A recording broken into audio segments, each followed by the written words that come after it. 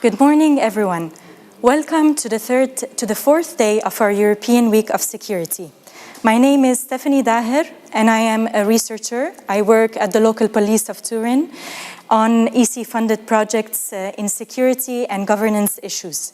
I will be moderating today's session, divided into several panels, into two panels mainly. The first morning session will start now and end at 12:30. And then after the lunch break, we are going to have our afternoon session, which will be focused on another topic starting from 14:30 until 17:30. Today with me, I will have several guests present here in the studio, and others will intervene virtually with us online. I would like to remind all the participants with us today that you can follow all the sessions online. They are broadcasted live on www.pactesur.eu, which is the website of the project in which this European Week is taking place. So once you connect on this website, you can find all the division of the sessions and the topics, and then you will be directed to the YouTube channel, which is Pactesur Torino. I would like also to remind you that the sessions will be broadcasted in 3 languages: English, French, and Italian. In case also you have missed previous sessions of the past days and you would like to listen to them again, you can also find them online. Allow me, before talking and delving into details of this panel, allow me to refresh your memory about Pactesur project, which is the framework in which this European Week of Security is taking place, and its acronym Protect Allied Cities Against Terrorism in Securing Urban Areas. This project involves 3 flagship cities, which are the city of Nice, exercising the role of coordinator in this project, the city of Turin, and the city of Liège, in addition to Anci Piemonte and Ifus. This project aims mainly to strengthen the cooperation between these cities on urban security issues and on producing convergent strategies in this respect. During the first 3 days of this week, several topics were discussed and tackled between the various discussants and the various interventions online among our speakers, but most prominently, the following arguments were put into practice: security threats and assessments in light of the new emerging challenges, the governance of public events and the role of municipalities in these contexts, emergency communication, the threats arising from new living spaces or new living areas, and the impact of digital tools on civil and human rights. In this context, several speakers have shared with us their experience of cities and particular case studies, such as, for instance, that of Italy. As for today's panel focus is European policies, collaborations, and funding opportunities for urban security and safety. As I have anticipated, we have several interventions and discussions scheduled in this panel, mainly with high-level experts and practitioners in the security field, particularly in urban contexts. I am really looking forward for the exchange of expertise and debates which will take place within this panel. So the first question which comes to our mind whenever we read this panel's headline is the following: why has the European Union over the past years allocated in an increasing manner attention, resources, and funding on urban security issues? In this context, several projects composed of European consortiums have been implemented on several levels. They have included, for instance, research institutions and academic institutions, law enforcement agencies known as LIAs, practitioners in the security field, and so forth. But the focus on urban spaces in particular emerges from the very nature of these contexts, in them being the heart of cities, where most of the movement, actions, events take place. But at the same time, their broad accessibility and openness to the public places them in a very vulnerable situation where they are continuously exposed to external and even internal threats. That is why this necessitates the cooperation and collaboration of all local authorities and even national ones to be able to hinder and block any emergent threat which comes from the outside. And when I talk here about, when I mention here local authorities, I talk about law enforcement agencies, I talk about emergency responders, civil protection services, and even civil society organizations in this local context. Unfortunately, what has mainly contributed to this negative European shared concern in this context are the waves of terrorist attacks which have taken place in several European cities over the years, such as, for instance, in Nice in July 2016, in Stockholm, April 2017, Barcelona, August 2017, and unfortunately, most recently, around 10 days ago, the attack which took place in a high school in Paris. That is why in this morning's session, we will discuss together significant collaborations and partnerships which have been established on a European level, and they are aimed at producing evidence-based policies and holistic approaches to urban security and safety, bringing together all fundamental local actors. So the panel will be divided as such. After a general elaboration on the most prominent European collaborations and partnerships which have been established in this context, we will move to a second part in this panel and talk in details about specific EC-funded projects, and they will be explained to us and elaborated by the representatives of partner institutions in these projects, and we will be able to understand the main objectives and scope of these projects. So the first guest present with us here in the studio is Mr. Piersandro Cassulo, where it is my great pleasure to be having him here with us today to discuss several important European collaborations established within the framework of urban security, particularly given his extensive expertise in ENG Piemonte in this field. I will introduce him now. Piersandro Cassulo is municipal councillor of Ovada, which is in the province of Alessandria, Piemonte, and he is the vice president of ENG Piemonte with mandate for European policies. So now I will switch to Italian to welcome our guest, Mr. Piersandro Cassulo. Bene, benvenuto signor Vice Presidente. Very good. Thank you very much, Vice President Cassulo. I'm honored to introduce you to this panel. I'm sure there will be very interesting debates and exchanges together with our speakers, and especially with your important expertise in this sector. Therefore, I'd like to ask you, what is the experience in ENG Piemonte as for European cooperations and partnerships on urban security? Thank you very much. First and foremost, I'd like to explain ENG Piemonte's structure. Basically, it gathers many different small and medium-sized municipalities in Piedmont, and it belongs to ENG Nazionale, which is a larger association with the partnership of over 1,000 Italian municipalities.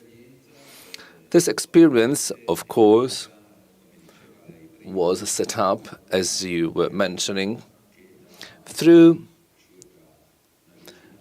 a particular association, so something that 10 years ago gathered all European municipalities. As we were saying, these were all municipalities that were impacted by terrorism, and therefore ENG considered and deemed very important to tackle such a topic. And since 2018, ENG has organized a particular desk as for Europe, so as for all European projects. And together with the city of Turin, we have faced the topic of such a project. which is to say, urban security topics. The role of ENG Piemonte is particularly focused on putting together our previous experiences and cases. So we wanted to put together not only large municipalities, but also small and medium-sized municipalities. So in the presentation by the mayor of Barolo, a lady, Barolo is a small municipality with 2,000 inhabitants that needs to face a music festival. And in a matter of a few days, there are normally more than 100,000 people. Well, this topic was not on the agenda 10 years ago. And now we have understood that it's so important, especially for small municipalities where local police normally does not have the capability normally to face such risks.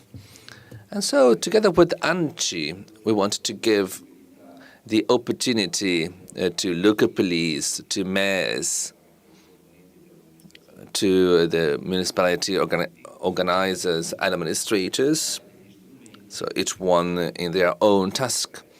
So we wanted to give them efficient tools so that they can really seize all different opportunities.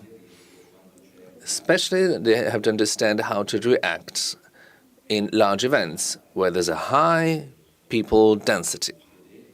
As we said, this topic was raised by the city of Nice, where this very traumatic terrorist attack took place. It involved French citizens, but also many Italian citizens. They were there in the Côte d'Azur, on the French Riviera, in the French Riviera city. And so this was also a consequence of many different terrorist events that took place in Europe over the last years. So we understood that all security managers and operators needed to know all these topics because they might be very useful to solve immediate problems.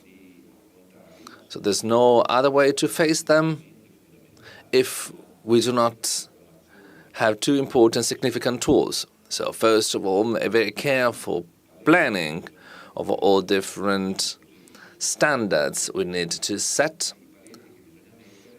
So these are very important, significant standards to organize the event, and then all different tools and instruments we needed to implement to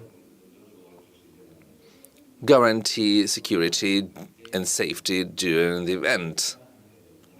The topic security is not only concerning large international events, but it must also face a larger scenario.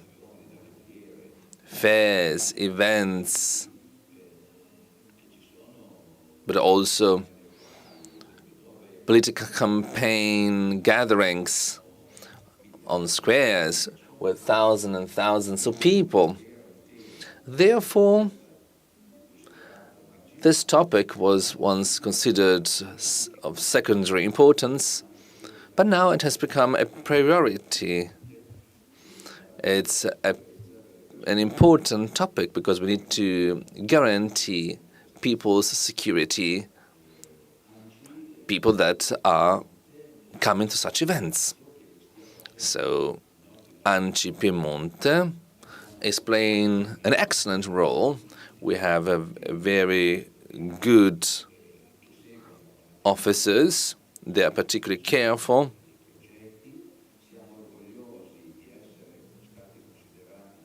And so we are particularly proud of being partners of this European project Pacte Sur, because we are ready to involve all different municipalities within such a project, because in this way we can come to real results.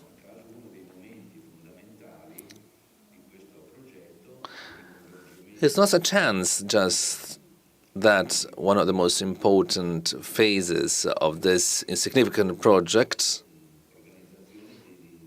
related to small and medium-sized municipalities is the academy. The academy that is training local police authorities, informing them of all different cases, on all best practices and solutions from all perspectives in order to face an emergency situation. As I was saying before, this might be also an immediate emergency. And therefore, what can really happen may be probably prepared with a very careful and detailed organization. We are sure that this work that we have been preparing for some years by now is essential so that all Piedmontese municipalities can have a particular knowledge, not only on all European projects, granting funds and tangible helps to municipalities, but also we would like also to offer them the experience of some other cities, European cities, so mainly larger cities, the ones that unfortunately had to face such a tragic problem that has basically impacted the whole worldwide population, because this is a topic that will need to be dealt with all over the world. We are particularly convinced of that. All different urban security managers and operators will need to take into account such topics and problems whenever there might be some dangers on their territory.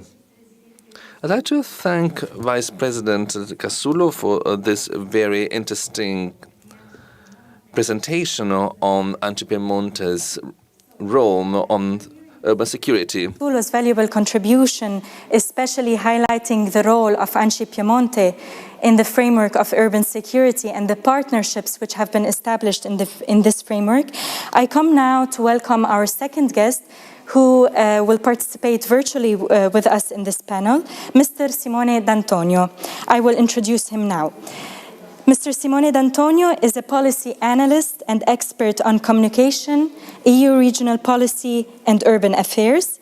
Since 2012, he has been in charge of the coordination of the activities of National Urbact Point for Italy in support to cities and networks in the implementation of the activities. Since 2015, he is the Communication and Dissemination Officer of the Associazione Italiana dei Comuni Italiani, ANCI.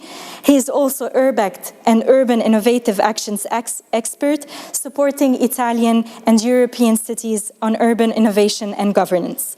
Welcome, Mr. D'Antonio, to this panel, and would you please tell us more about URBACT, Cities Networks for Urban Security? Please go ahead.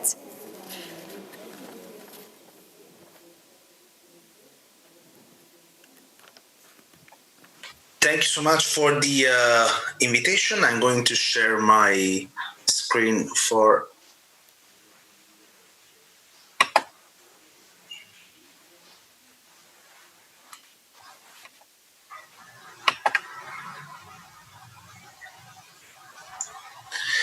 Here we are. So,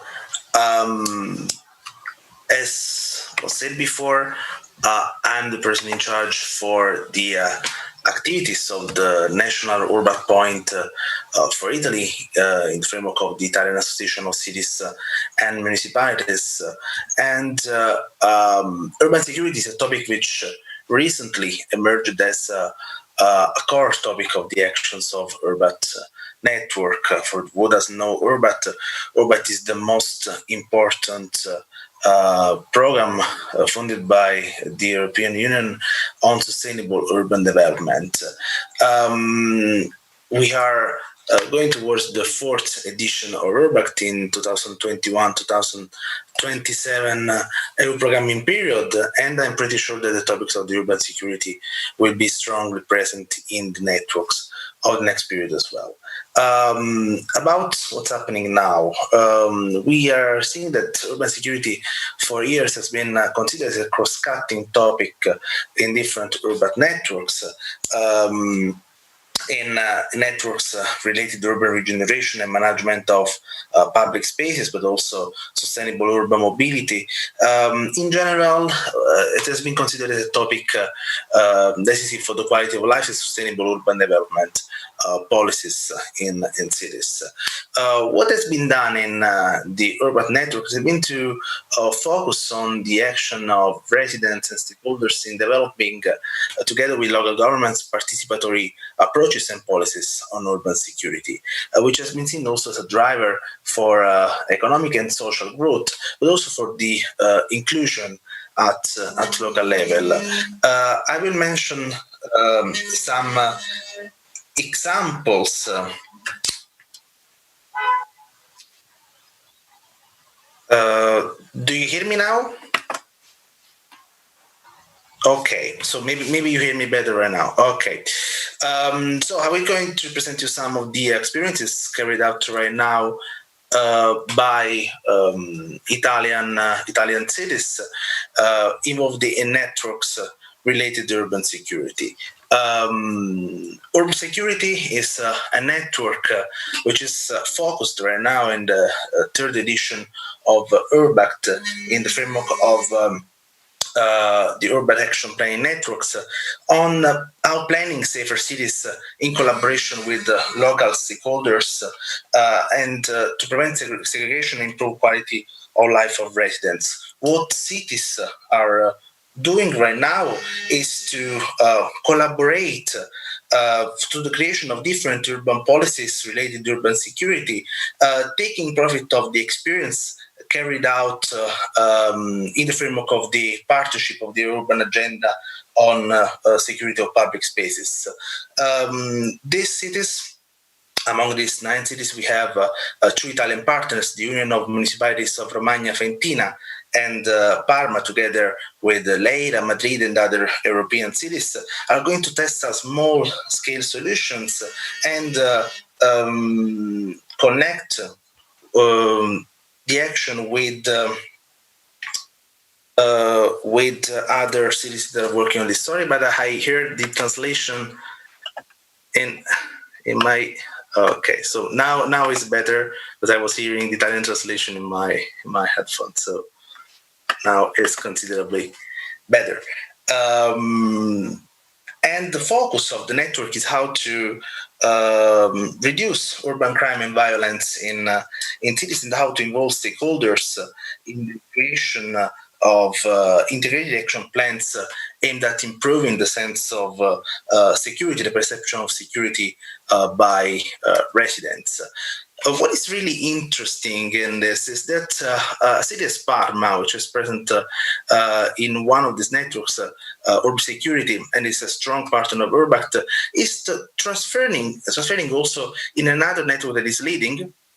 It is called Trimming Streets, strong focus on urban security in the improvement on public spaces for better urban mobility and active inclusion. This urban network sees many European cities as Antwerp, Debrecen, and Nova Gorica among them, and is focused on increasing the sense of security through a better planning of urban mobility and public infrastructure. As I said before, the topic of urban security is a cross-cutting topic in many urban networks, and also it is also present in a network which is one of the most interesting among the new action plan networks, which is called Gender Landscape, which is led by the city of Umeå in Sweden, and that has partners Barcelona, Frankfurt, La Rochelle, and other cities which are focusing on the promotion of gender equality for better urban policies, and many different policies, as the management of public space and transport, have a strong focus also on urban security. So we see also how, for instance, Excuse me, Simone. Excuse me. Simone, scusami. Simone, can you hear me? I'm sorry to interrupt you. We are trying to work in collaboration also with other Italian cities, such as other European programs of innovation, such as innovative actions, and agenda. In the case of the Tonight project, which is led by the city of Turin, as Association of Italian Cities and Municipalities, we are involved as partners, delivery partner, and it's really important for us also to collaborate to the work of involvement of residents and stakeholders for the regeneration of public spaces and the creation of better services for making the city, especially two areas of the city, the Aurora neighborhood and the Vacchia neighborhood, safer at night time. So what we are going to do is to transfer also the methodology that the city of Turin is carrying on, which is mostly based also on the collaboration of residents and stakeholders, and has clearly been linked to the action that the city of Turin carried out in the framework of Urbact. There are other two projects funded by the Urban Innovative Actions in the framework of the fourth call dedicated to the strand of urban security, involving the cities of Piraeus and Tampere.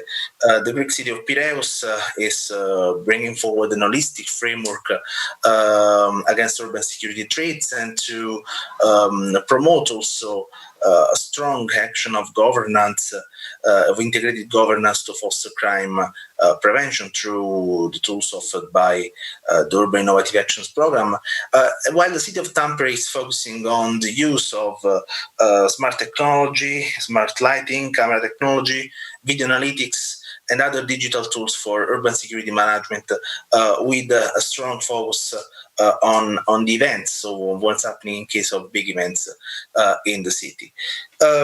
What is happening in Urbact and in Urban Innovative Actions is strongly connected to the work of the partnerships of the European Urban Agenda, in particular in the case of security in public spaces. As you can see, most of the cities which are involved in the partnership are also partners of urban security. So it means that there is a strong exchange of experiences and also exchange of methodologies that are implemented to work in a network. So the importance of working in a network for cities is increasing, especially on the topic of urban security.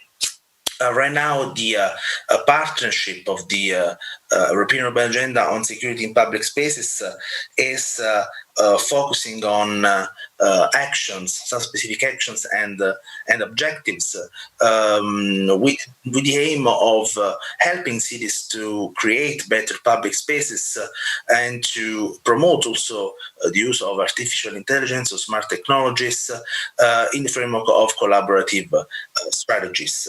So what we see from the experience carried out by cities in Urbact, Urban Innovative Actions, and European Urban Agenda is a strong focus on people, on the role of residents, on the role of stakeholders, elaborating together with local governments integrated policies.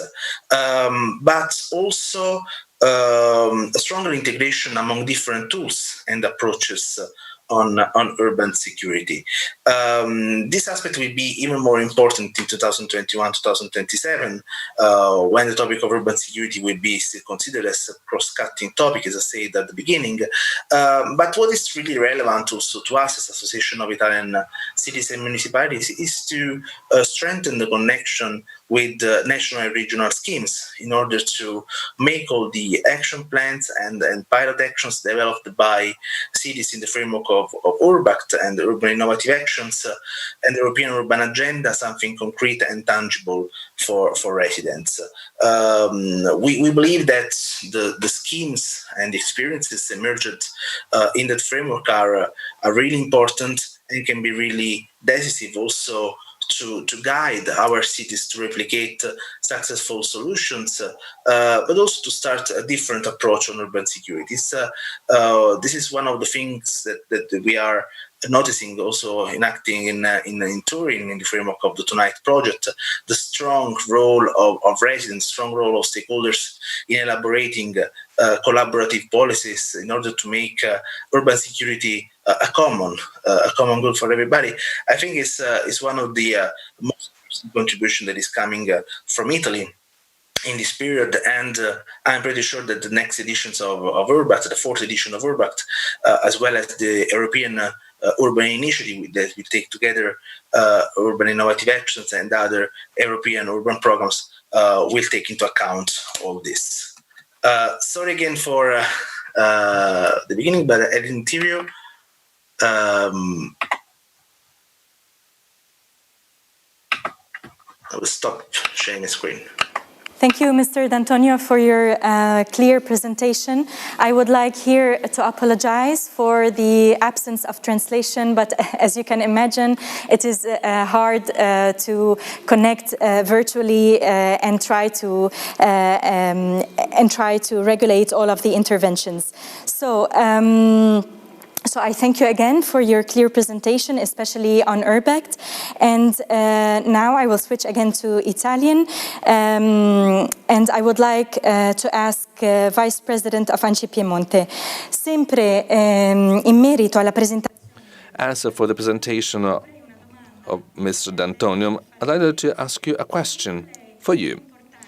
How important is it, according to you, the experience exchange at city level, and what are the advantages that we could draw for the learning process of urban spaces, considering that most of the cities are considering the same challenges, the old ones, but also the new ones, just like, for example, COVID-19 in these months.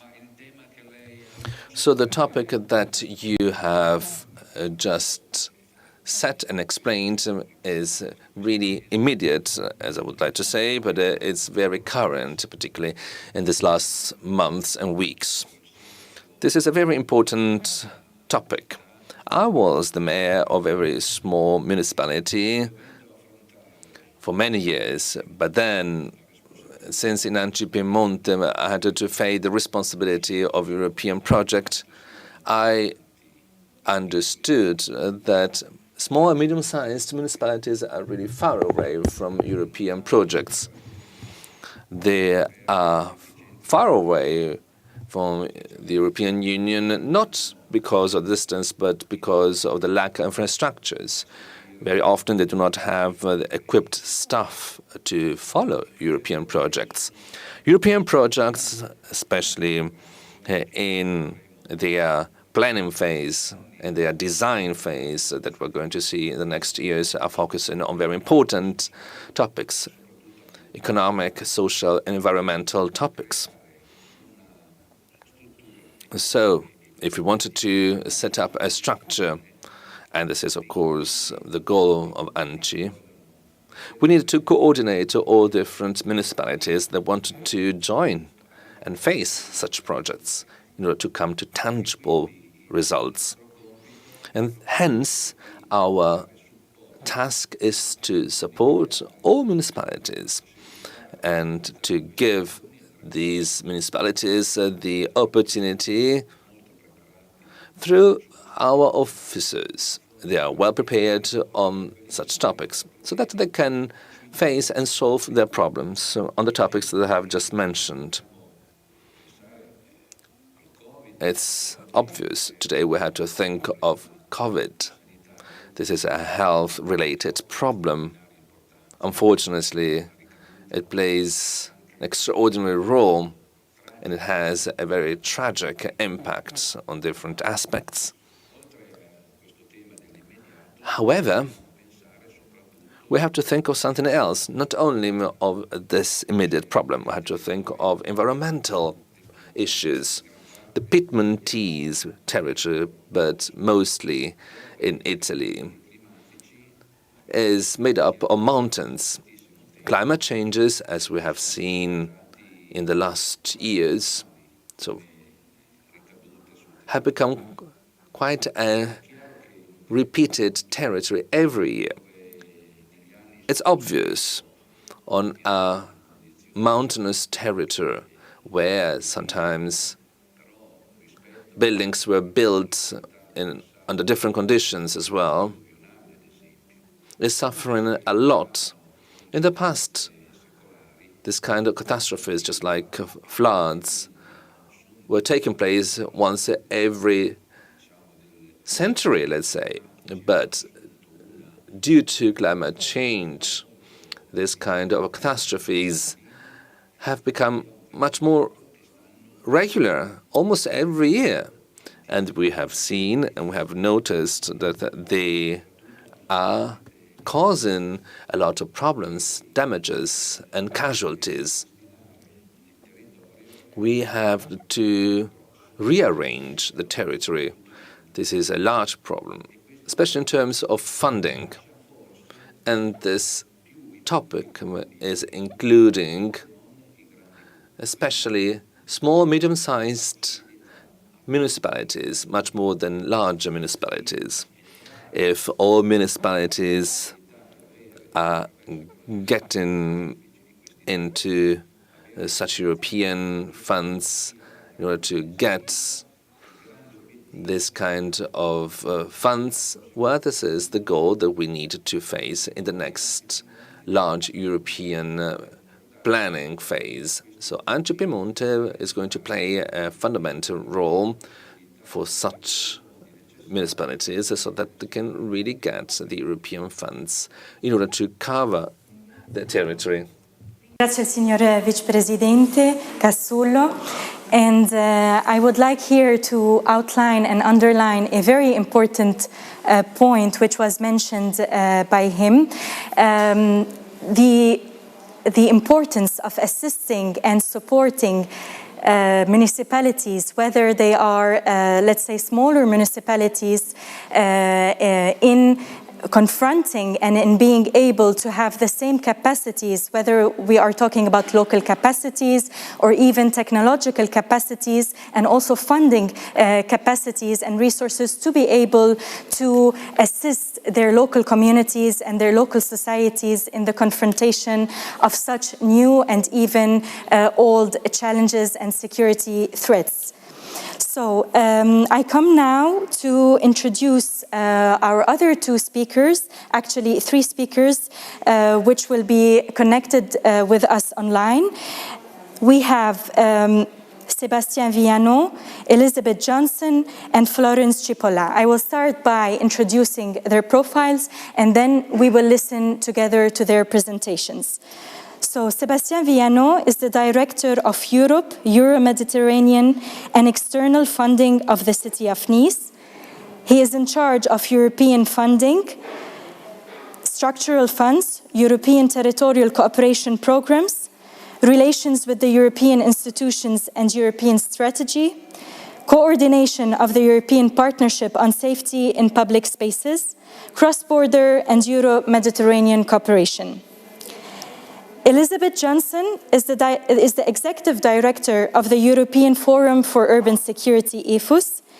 She is responsible for the strategy and development of EFUS in liaison with the Executive Committee as well as overall management.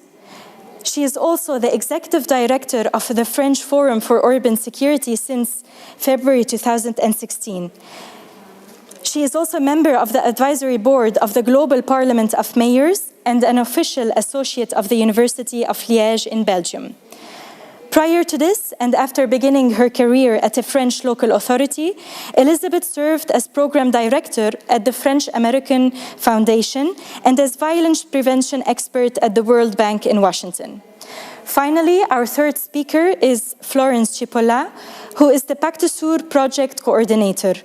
She works in the Direction DGA Security, PM, and Green Spaces of the City of Nice. So let us listen together to their presentations.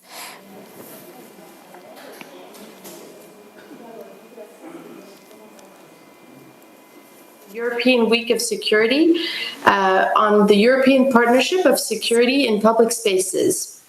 I'm Elizabeth Johnston. I'm the director of the European Forum for Urban Security, and I'm very pleased to take part in this European Week with my colleague Sébastien Viano, the Director of European Affairs and External Funding, who's representing the City of Nice within this partnership. So I will give the floor to Sébastien, who will briefly present this who will start presenting this partnership on urban security. Hello, everybody. It's a pleasure to be here today and to have this conference, even though it's virtual. But we're going to present to you our work in the framework of the Urban Agenda Partnership on Security in Public Spaces. We're going to share the presentation, Elizabeth and I, and we're going to have a dialogue about how all our experiences and action implemented so far. So this partnership on security in public spaces has been officially launched in January 2019. It's one of the 14 Urban Agenda Partnership, and it's called the Vienna Partnership because it has been created during the Austrian presidency of the European Union, actually in December 2018. So the Urban Agenda is an initiative of the European Commission, but also from the member states. It was launched in 2016 by the Dutch presidency of the EU to put the focus on the urban aspects of EU policies. This partnership on security has been initiated by the City of Nice, but also in coordination with the European Forum for Urban Security, IFUS, and it's also coordinated by the Madrid City Council. The overall objective of this partnership is actually to promote a multi-level governance, but also multi-stakeholder engagement to improve the urban dimension of policies when it comes to security. So in addition to the three coordinators that I mentioned before, there are 10 more partners, but also other participants. So with regard to the partners, we have the Brussels capital, we also have Riga, we also have Helsinki as cities, but we also have regions like Tuscany, but also many other members and also observers, such as DGs of the European Commission, so DG Home, of course, on security matters, but also the Joint Research Council, also DG LTD, DG Employment, DG Connect on digital aspects, but also some observers like UN Habitat, Eurocities, the ABAC Secretariat, and also the Fundamental Rights Agency in Vienna. We have worked a lot since the creation of the partnership in January 2019, and one of our milestones was actually the orientation paper of the partnership that has been issued in May 2019.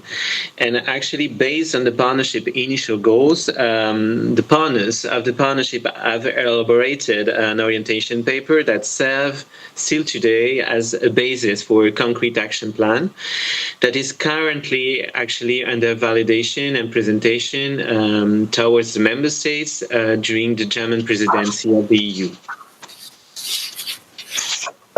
The global functioning of the security partnership is actually very similar to other partnerships in the framework of the urban agenda.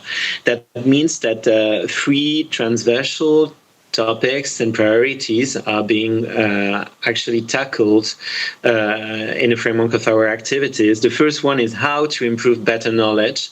This means how to enhance knowledge based on urban issues, but also support the exchange of this knowledge and best practices among partners and among cities across the EU. The second horizontal objective is better regulation. How can we work for a more effective and also coherent implementation of existing EU policies, legislation, and also instruments? And the last one is better funding. So how can we identify, but also support, integrate, and improve traditional, innovative, but also better targeted funding to meet concrete needs that cities have identified? So within these three major objectives, and to make it more operational, the partnership decided on three priority areas. So we'd like to say today a few words about each one of these priority areas that you see here. There's urban planning and design, there's technologies for smart cities, and the management of security in public spaces. So first, on the first priority, the urban planning and design to create safer cities, the idea is that it's widely recognized today by all actors that spatial and urban design plays a crucial role in the real and perceived security, so in strengthening or weakening security. So our goal here is really to think about these design aspects and these spatial aspects with a priority given to preserving an open nature of public spaces, a welcoming nature of public spaces, while ensuring security. So to think and develop design solutions that are inclusive.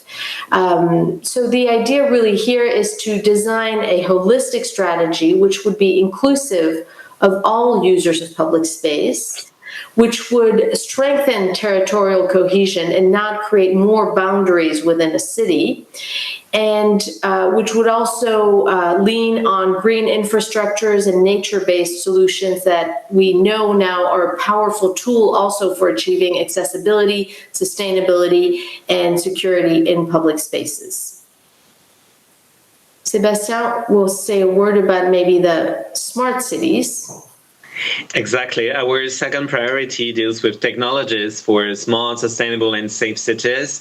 We do believe that urban security has today entered the digital era and also the age of artificial intelligence. There are many, many examples mushrooming everywhere across Europe and across the world regarding this use of security-related technologies. For instance, we can quote like examples: big data, but also biometric, facial recognition, but also cyber-secure data handling. All those technologies, of course, are raising many questions regarding ethics, but also the respect for privacy, fundamental rights, and also data protection. But today, we believe that cities, in order to better protect public spaces, need incentives, but also adapted frameworks to use security-related technologies to their fullest potential. But of course, in compliance with legal requirements and also ethical principles, as I said before. Our long-term vision that we would like to express in the framework of the partnership is how could we develop a European model of smart and safe city, not a Chinese model, not an American model, but a European model, actually combining the support to innovation, but also the respect for all the legislation and also all the ethical and fundamental rights. Mm-hmm. We do believe also that it's very important to identify the different types of technologies that are used today in Europe, and also identify the potential bottlenecks that the cities are actually facing. So that's why our action plan is going to do an in-depth analysis of all the examples on the spot, and also work on the very legal situation that cities are facing. It's a very complex topic, but it's very important actually to share knowledge on this in order to make a good recommendation.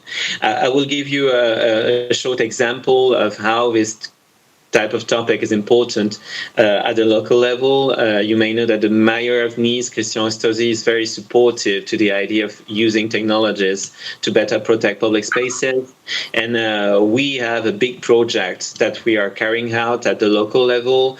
Today, it's actually the creation of new police headquarters in Nice, like shared headquarters between the municipal police and the national police.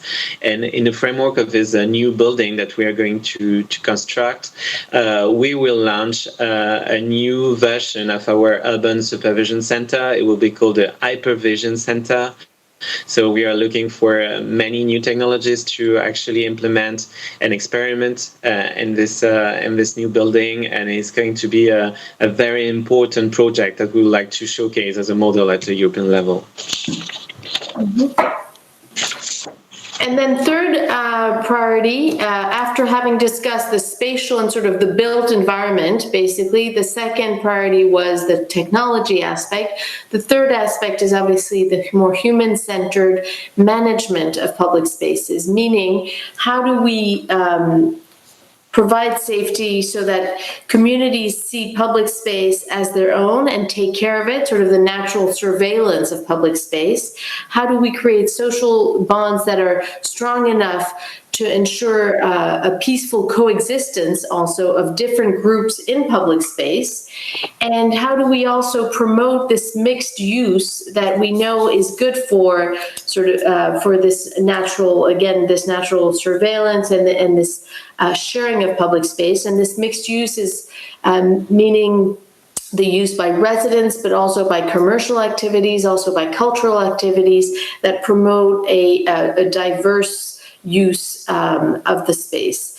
So, of course, this holistic approach of looking at all the people who are going to use this space also requires a joint coordination with all departments of a city, and not only the security or the police departments of each city. So I think that's one of the key points that we're trying to see is what sort of training, what sort of how do we create a common understanding and a common language between all the actors who are focusing on urban regeneration, mediation, of course, policing also, but also inclusion and outreach work towards vulnerable people. So the instigating a regular dialogue and communications between these different professionals is seen as a key aspect. Also, that will enable the involvement of citizens, because we've talked about the sort of professional actors that intervene on public space, but obviously the buy-in and the cooperation of citizens is fundamental. So this is one of the biggest challenges for most cities today, is how they involve citizens beyond the just sort of information, but how they truly co-produce security with citizens, how they also co-produce security with all citizens, paying special attention to vulnerable groups, and to different moments also in the use of the city.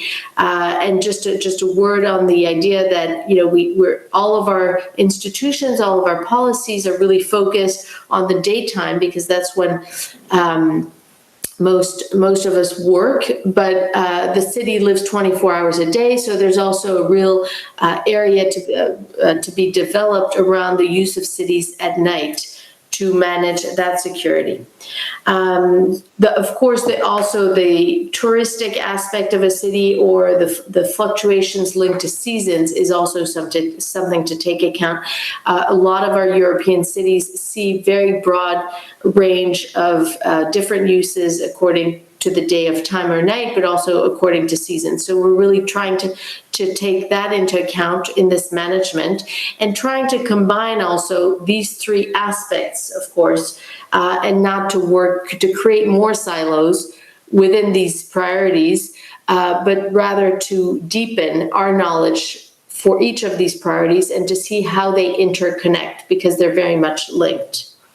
So maybe just a word on why we were involved in this, why FUSE has been involved, is really because it's very close to our heart, the idea of working in partnership on urban issues and fundamentally on urban security.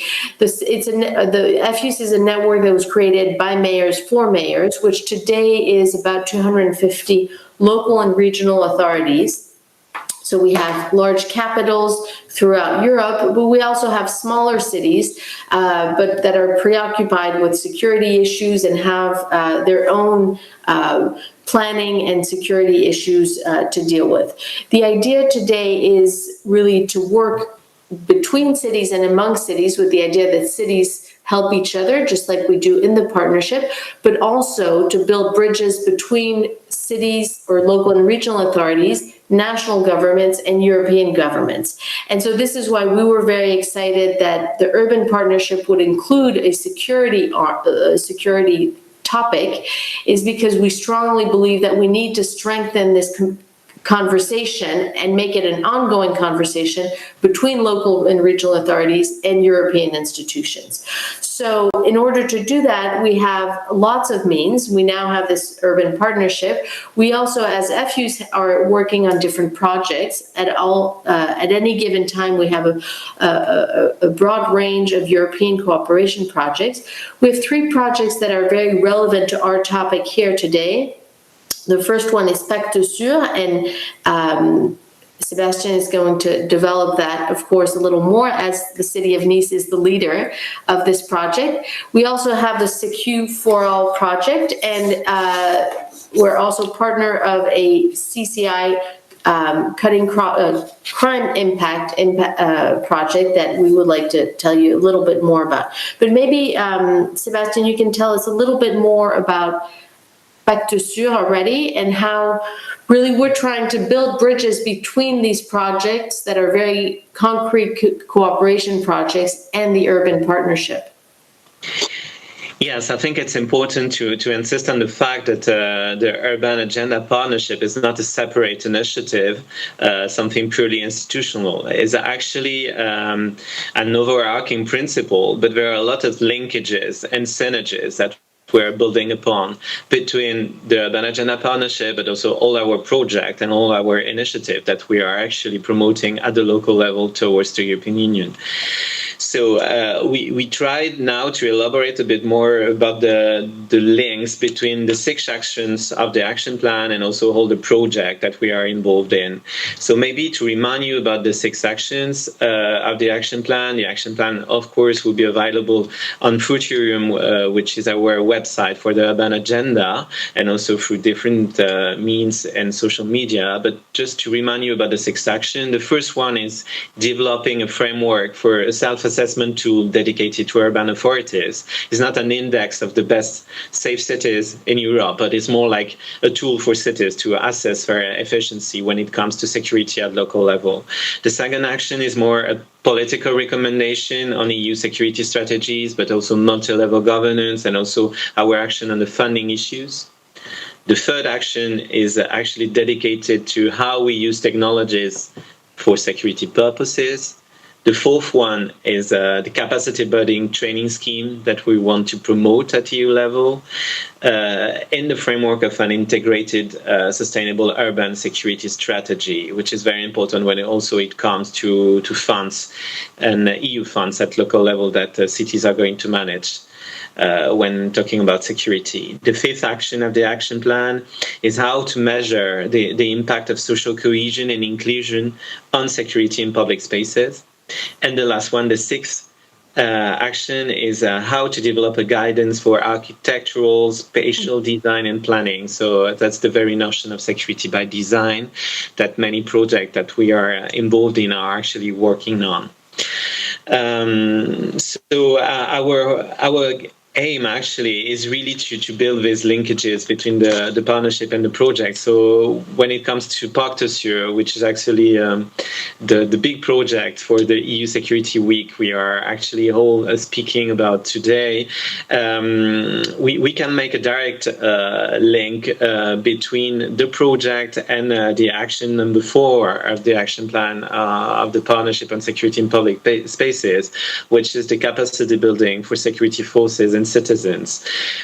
So in the framework of Pacte Sur that we actually drafted after the experience and the terrible experience of the terror attack in Nice that we suffered from in 2016, in July, we can never forget actually this kind of event. We actually learned that from this experience that the training and also the communication between security forces had to be reinforced and enhanced. So that's why we promoted in the framework of the partnership a kind of European Academy for Security Police Forces. So we organized many training on the spot, and you see a picture on your screen. For instance, in Nice, and this year it's in Torino. Next year it will be in Liège in Belgium, and we are actually bringing together many security forces at the local level from many cities, so the 3 coordinators, but also 10 more cities that are actually taking part in the trainings. And it's very important. It's like a small Erasmus for municipal local forces. So it's kind of a very new initiative, and we're going to build on this experience, maybe to promote new projects when it comes to training and when it comes to sharing experiences. But it proved actually very useful for security forces, and it's a personal satisfaction for me, because it's important when you draft a project and when you are in contact then with the real actors, the real stakeholders, that they tell you, okay, it's useful, we're learning from each other, and we're improving our own training at local level because of the experiences of the others. So it's something very, very important. And also, I think, Elizabeth, the Secure for All project is as important as Pacte Sûr on this particular aspect. Absolutely, and very complementary. And I think the Secure for All project is very much builds on the knowledge of the Pacte Sûr project, and also very much corresponds to the priorities that we've collectively determined within the partnership. So just a few words about that. This is a project that we are just launching that is led by FUs, but that has, of course, a broad range of partners, but mostly aims to provide to all local authorities that are interested training capacities on the very issue of protection of public spaces. So the idea is to create and experiment and implement a training cycle that has different modules that really correspond to the priorities that we've identified collectively again on this topic of public spaces. So the first module would focus on the importance of vulnerability assessments and how to conduct them. There's a broad range of projects, also other projects that we will be leaning on and inspiring ourselves from, including the Protect project, that are really focused and working with the European Commission and local authorities on developing vulnerability assessment tools that are functional for cities, that cities of different capacities can actually use, that are not just theoretical models, but that are, have been tried and tested by cities and by local actors, taking into account their actual capacity.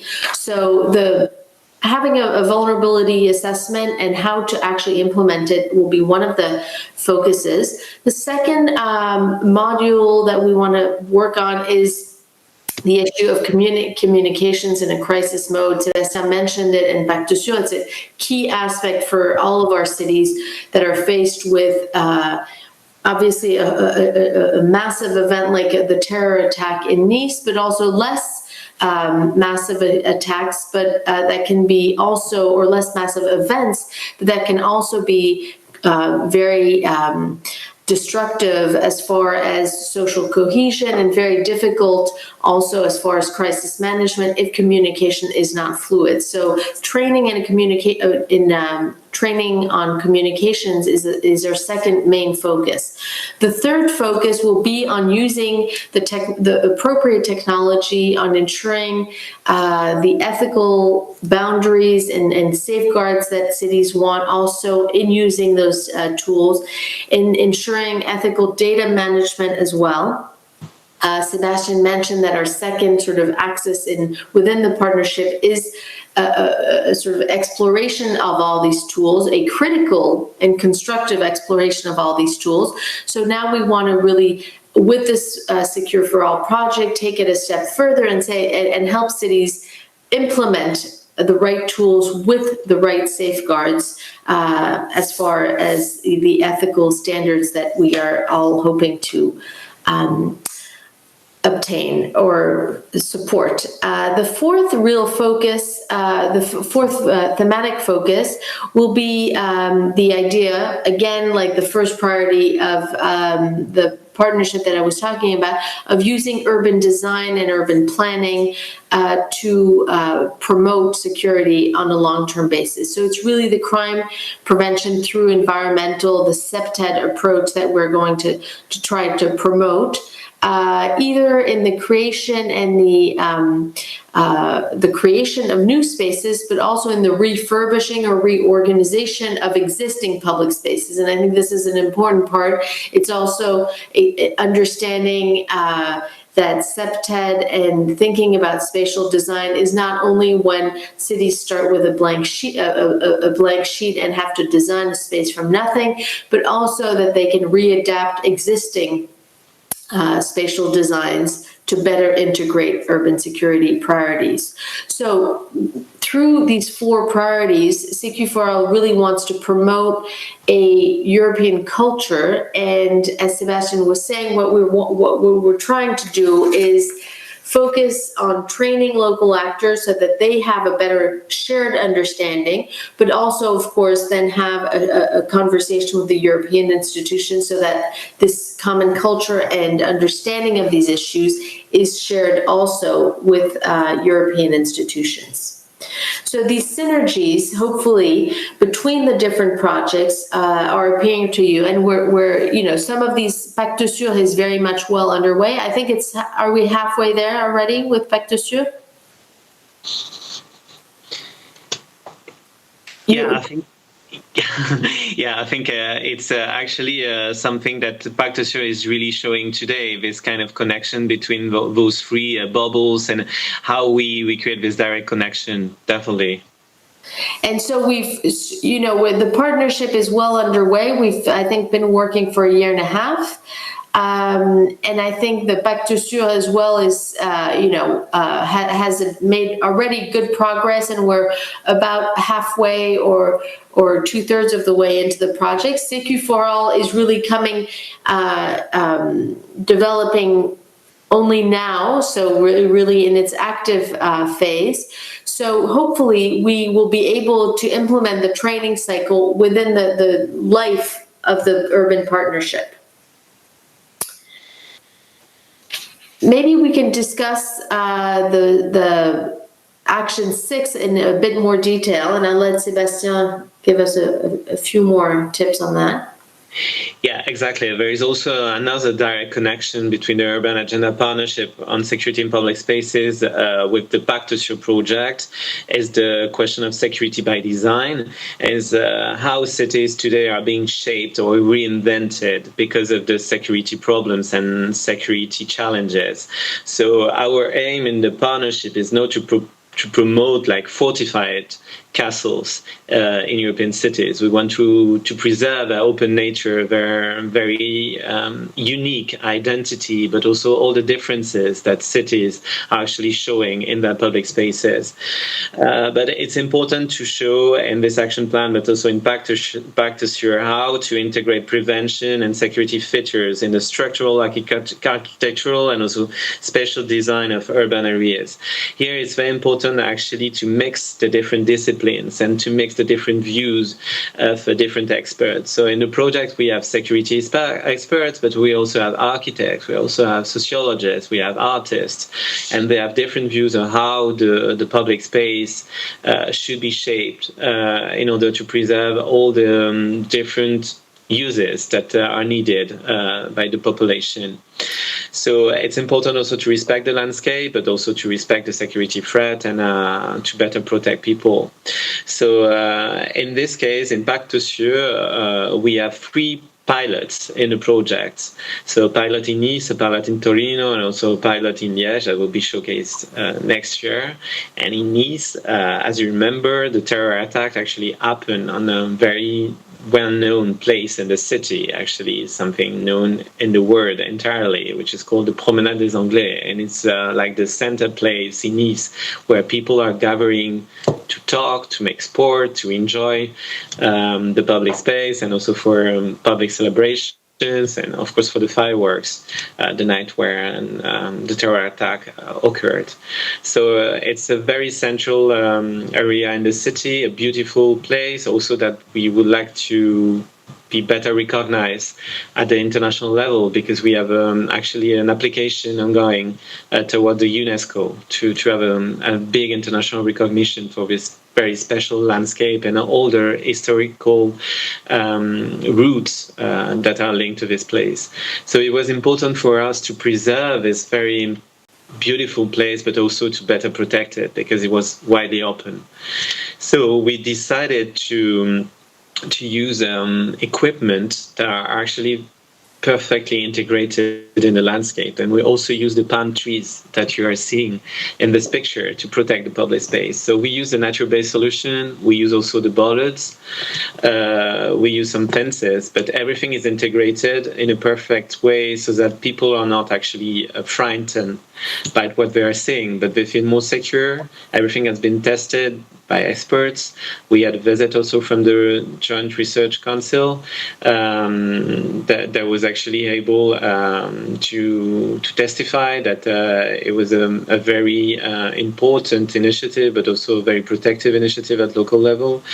So this kind of pilot equipments are not actually similar in every city because it's very linked to how a population and how a municipality is actually willing to protect the public space, dealing with all the cultural aspects, all the national aspects when it comes to security. So it's not something that could be duplicated exactly in the same way, but it's important to have different experiences like this and maybe to have a recall of those experiences at local level to compare them and to exchange also best practices among cities. And that's why also in the framework of the Urban Agenda Partnership, we're going to promote an initiative, very important initiative, which is called the Covenant of Mayors on urban security. And we aim at creating a website also to show all the good examples at local level. There will be also a commitment by the political level, by all the mayors, but also a way to actually promote good initiatives and give some light to the best ones. Mm-hmm. So we'll hear soon more about the pilot in Turin and Liège. So more to come. Stay tuned on the Back to Sur project. Also, I just wanted to say a word about the Cutting Crime Impact project, which is another project that FUS is not leading, but is a partner of, and is very excited to be a partner of because it is focused on sort of ordinary, everyday crime, meaning that can be called petty crime or ordinary delinquency. The words varying, but the idea is really to focus on the type of crime that touches people every day and to see what sort of tools and to look at the different tools that can be developed both by technology, but also, but not only through different approaches to tackle the feeling of insecurity and of course also prevent crime from occurring in the first place. So it's really focused on human-centered solutions that are tailored to end users and to individual needs. So there's been a lot of research that's been produced. I invite everyone to look at, there's a CCI project website that's interesting because they've produced a lot of research, and there's a lot of, for instance, an interesting state-of-the-art research on crime prevention through urban design that really speaks to a toolkit that has been produced that really speaks to our priority in the urban agenda. So this is there's also been a lot of work done around the different tools, predictive policing, and different tools also on measuring the feeling of insecurity, which are linked obviously to a lot of the topics that we're discussing. These all of these tools are being developed right now by research, and this is another reason we're excited to be part of this CCI project, but it's also something that's important, I think, in the partnership is sort of linking research and action, and this really needs to be a priority for our cities, and we can support this, or we're trying to all support this through the partnership, is to provide cities and decision makers with the right research. There's so often such a gap between what is produced by criminology researchers, by social science universities, but that is difficult to apply and to integrate into everyday policy making. So we really need to bridge that gap in order to better to better invest really our efforts into the right solutions. And too often still we see this disconnect. So we encourage you to look typically at these toolkits and fact sheets that the CCI project is developing, that will all be finalized this spring, basically. But there are already a lot of very good resources for the urban partnership on this website. Obviously not the only one, but it's a really good example. So maybe, so again, to show the synergies, you will have understood today, hopefully, that our goal is really to provide synergies, to not provide, but to try to create links between these projects and have these projects and all the resources that are being developed feed into the partnership. So the CCI project typically would feed into the sixth priority that Sebastian mentioned earlier. So maybe I wanted to say just a final word also to invite you to a conference that, again, we will be working in close partnership with Sebastian on, which I'm excited about, which is the Security, Democracy in Cities conference that FUS is organizing, and that will be hosted in Nice, in the beautiful city of Nice, and we'll all get a chance to see those spatial changes that have been made to the Promenade des Anglais. At the end of the month of May, we were hoping to, it was originally planned end of November, and of course, due to the circumstances, we changed the dates, and it'll be the 26th, 27th, and 28th of May, 2021. So we're very much hoping that we'll all be able to attend personally, in person, of course. It's a conference that aims to really bring together a lot of all of these different projects and networks. Through this short presentation we've given you today, we've already mentioned a lot of projects, and Sebastian mentioned at the start all of the partners also, all of the local authorities that are involved in the partnership, but also all the other networks that are feeding into it and exchanging with us and really supporting this work that we want to be as holistic as possible, so that we're looking at a very broad range of perspectives. So it's really important for us to have moments also where we can actually meet and cross and exchange and cross-examine our different perspectives and work on improving those synergies between these initiatives. So this is one such occasion that we're hoping you can also share with us. It'll address many issues. Of course, the issue of protecting public spaces will be paramount to the conference, because it really is a shared issue for all of our cities within Europe. And as we have discussed today, we also have a lot of resources. We're building a lot of resources to address that. The conference will also address the issue of governance of security and really who's doing what, and between the different territorial levels, what is best decided and implemented at the local level or at a regional level or at a within cooperation within different countries and at a trans-border level. We're looking at this territorial governance, but we're also looking at the cooperation with the private sector, between different public actors, and of course the cooperation also with civil society in its different forms, be it individual citizens or organized groups.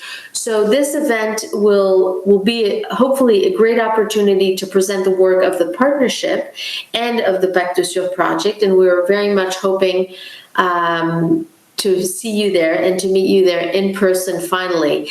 So I'll leave maybe Sebastian to give a little conclusion and until we meet in Nice. Thank you so much. Thank you very much, Elizabeth. Yes, we're really looking forward to welcoming everybody in Nice. I'm pretty sure it will be a wonderful occasion to meet up again after this difficult crisis that we are actually undergoing. 3 days in Nice, hopefully with the sun, because it will be the end of May, so better than November.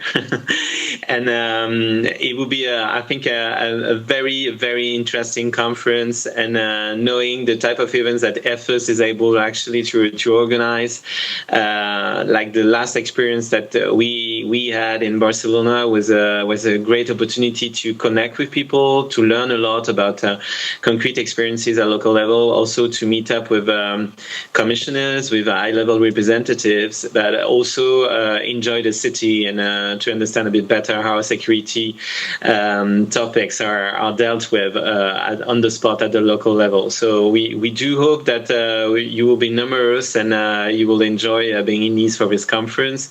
We will prepare this conference, of course, and we will work on the program and make it as comprehensive as possible, and also sticking also to the topicality of the question of security and all the potential evolution of this topic during the year to come.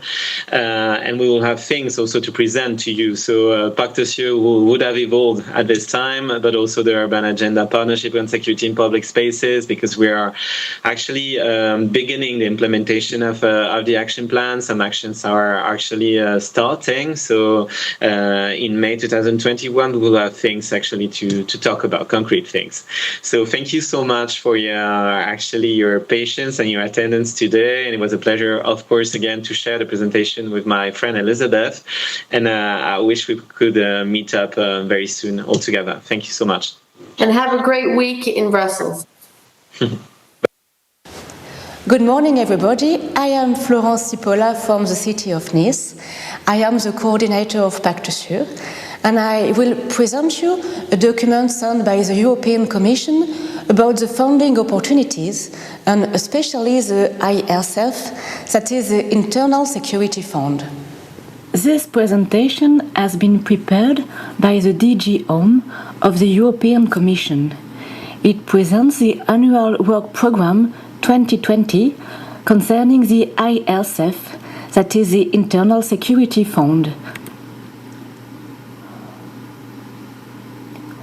You can find the work program published on the website of the DG Home, and you can also find it on the Funding and Tender Opportunities portal.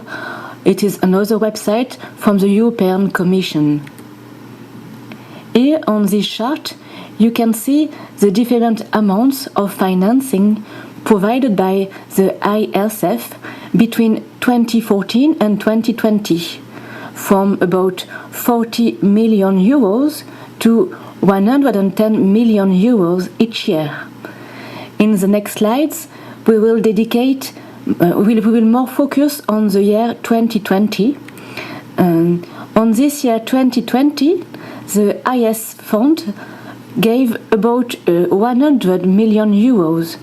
You can see how this amount is dispatched between the different type of financement of funding, between the grants, about 65 million, about 30 million for procurement, and the other expenses that are financed by this fund. Concerning the grant, the 100 million euros financed during this year 2020, we can see that all this financing is dedicated to the actions that are presented on the left of this chart: cross-cutting actions, counter-terrorism, prevention of radicalization, organized crime, cybercrime, operational cooperation and information exchange, migration smuggling, and 1 million euros for emergency assistance. So each of these actions can be dispatched between calls for proposals and direct awards. For example, for the first action, counter-terrorism, you can see that some calls have been launched by the European Commission. These calls are launched this year are countering terrorist financing, focusing on the cooperation of public and private actors and emerging technologies, protection, enhancing European coordination of testing of unmanned aircraft system, countermeasures, and in counter-terrorism, you also have direct awards of financing through the European Explosive Ordnance Disposal Network or through the project eTrace Plus. For the action prevention of radicalization, a call has been launched this year concerning the prevention of radicalization. For organized crime, a lot of calls have been launched. They concern cooperation on property crimes, fight against corruption, better law enforcement in the area of illicit drug trafficking, operational cooperation in the fight against environmental crime, operational cooperation in the fight against firearms trafficking, actions against trafficking in human beings.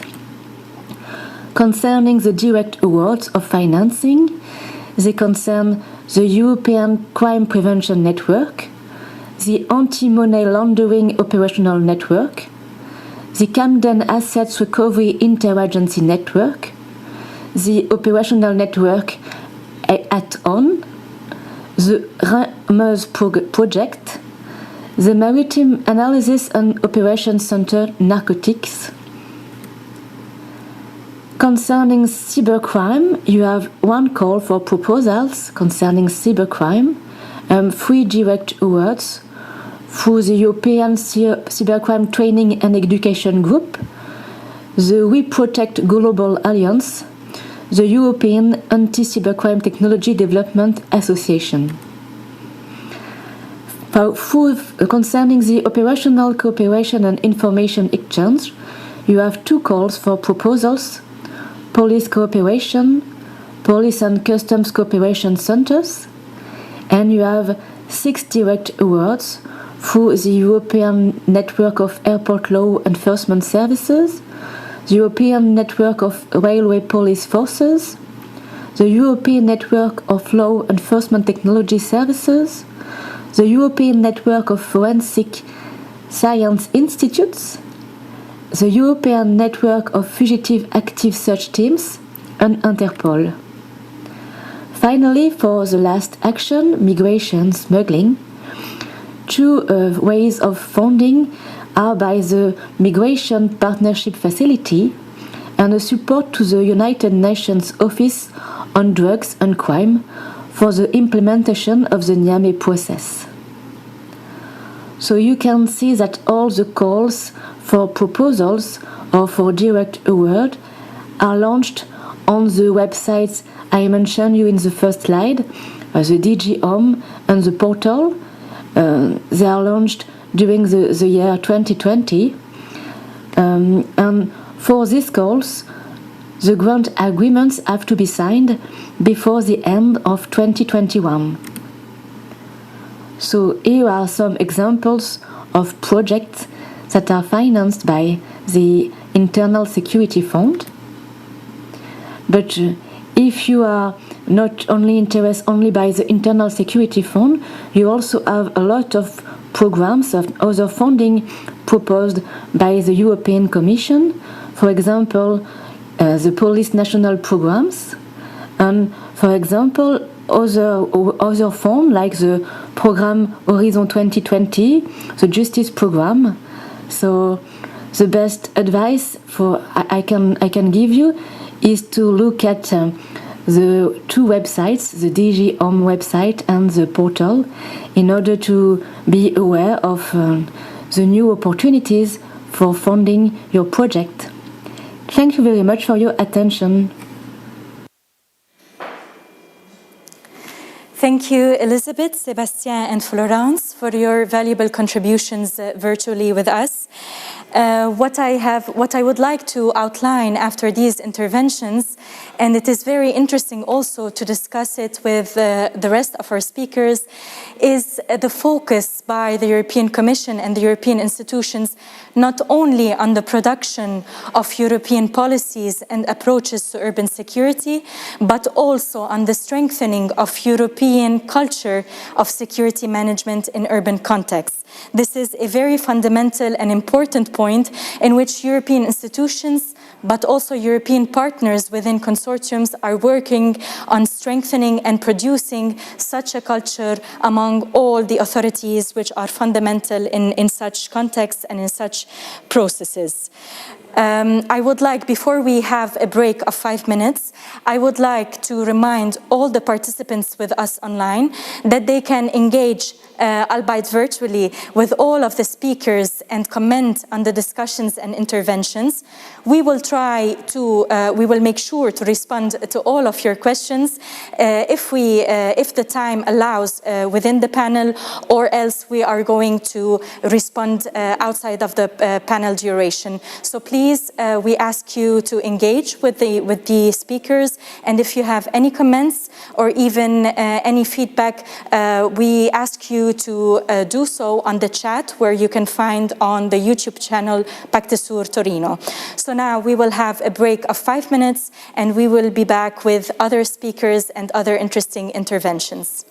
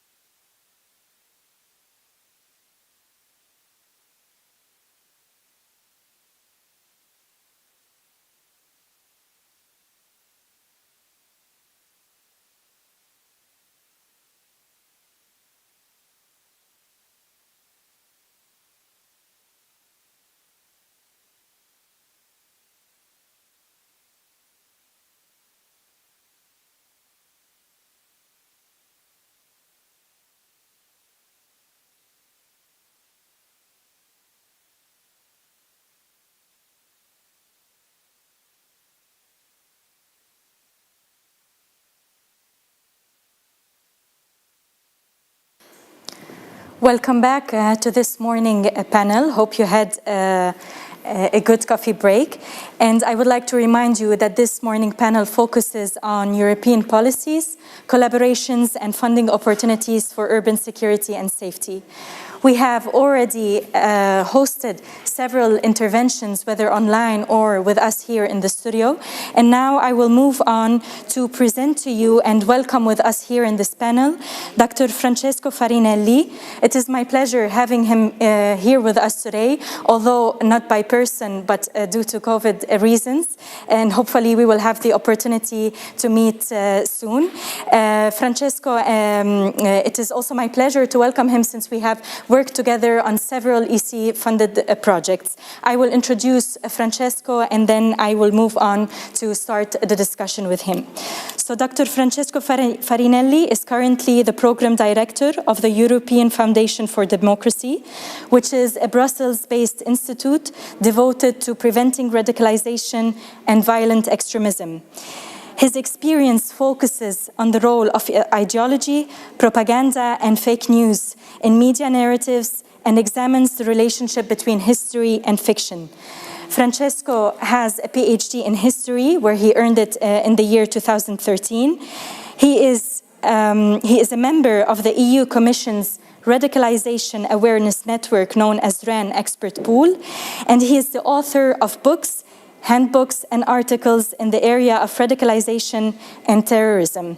Welcome with us, Francesco. Can you hear us? Yes, I hear you well. Welcome to this panel, and I have the pleasure to have you today with us.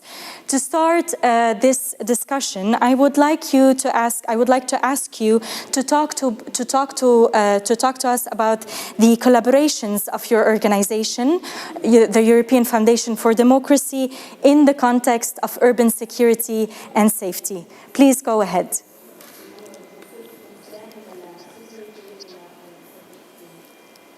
Thank you, Ms. Dyer, and thanks for having invited me. I'm glad to share our experience in this context, the context of the European Security Week. Well, there is a word that maybe better than any other term can define why the European Foundation for Democracy is involved in European projects. And the word is cross-fertilization. That is the mixing of ideas, customs of different places, of different groups of people to produce better results for our democracy.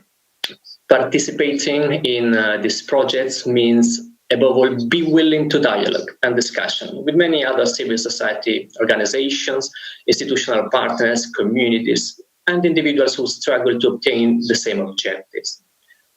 European Foundation for Democracy is devoted to preventing radicalization and violent extremism since 2005, and being part of consortiums composed by partners who share the goal to empower pro-democratic voices is an extraordinary opportunity to achieve better results.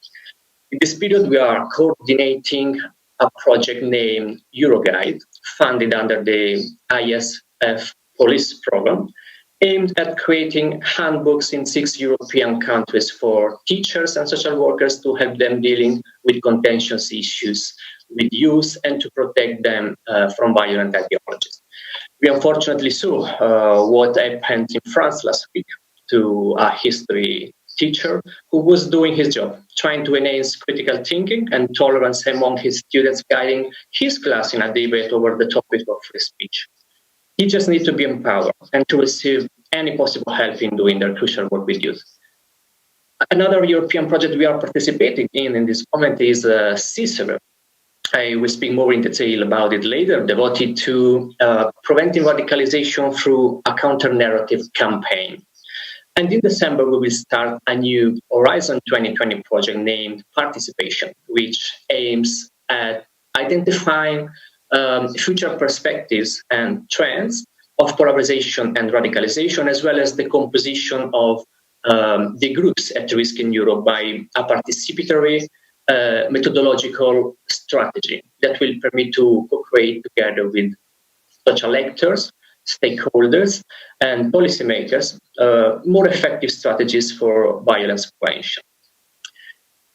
These kinds of projects, together with all the other activities we implement, allow the European Foundation for Democracy to better attain its objectives in prevention work, expanding its network, especially in a period like the one we are experiencing now, considering that the outbreak of the COVID-19 pandemic acted as a catalyst for conspiracy theories and fake news, which have a strong impact in society and in urban security.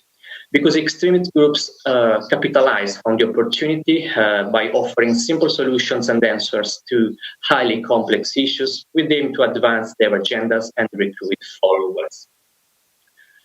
This is something we need to pay attention to, and that should not be underestimated. This is also one of the main reasons why, in the context of urban security and safety, I think we need to work very, very closely together with relevant and trustworthy partners on this kind of issues. Thank you.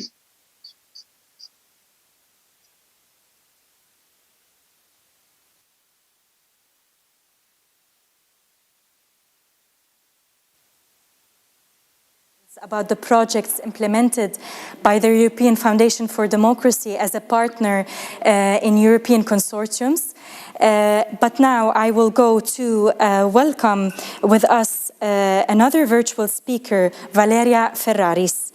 Valeria Ferraris is a researcher at the University of Torino.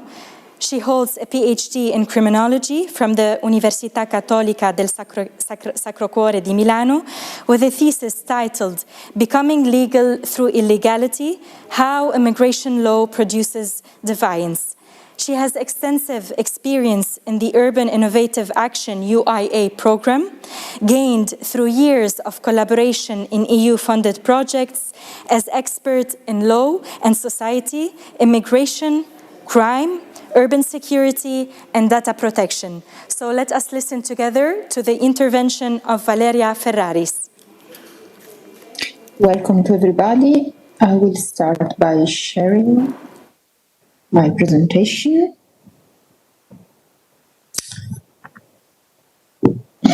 Okay, I think we can start. So welcome to everybody.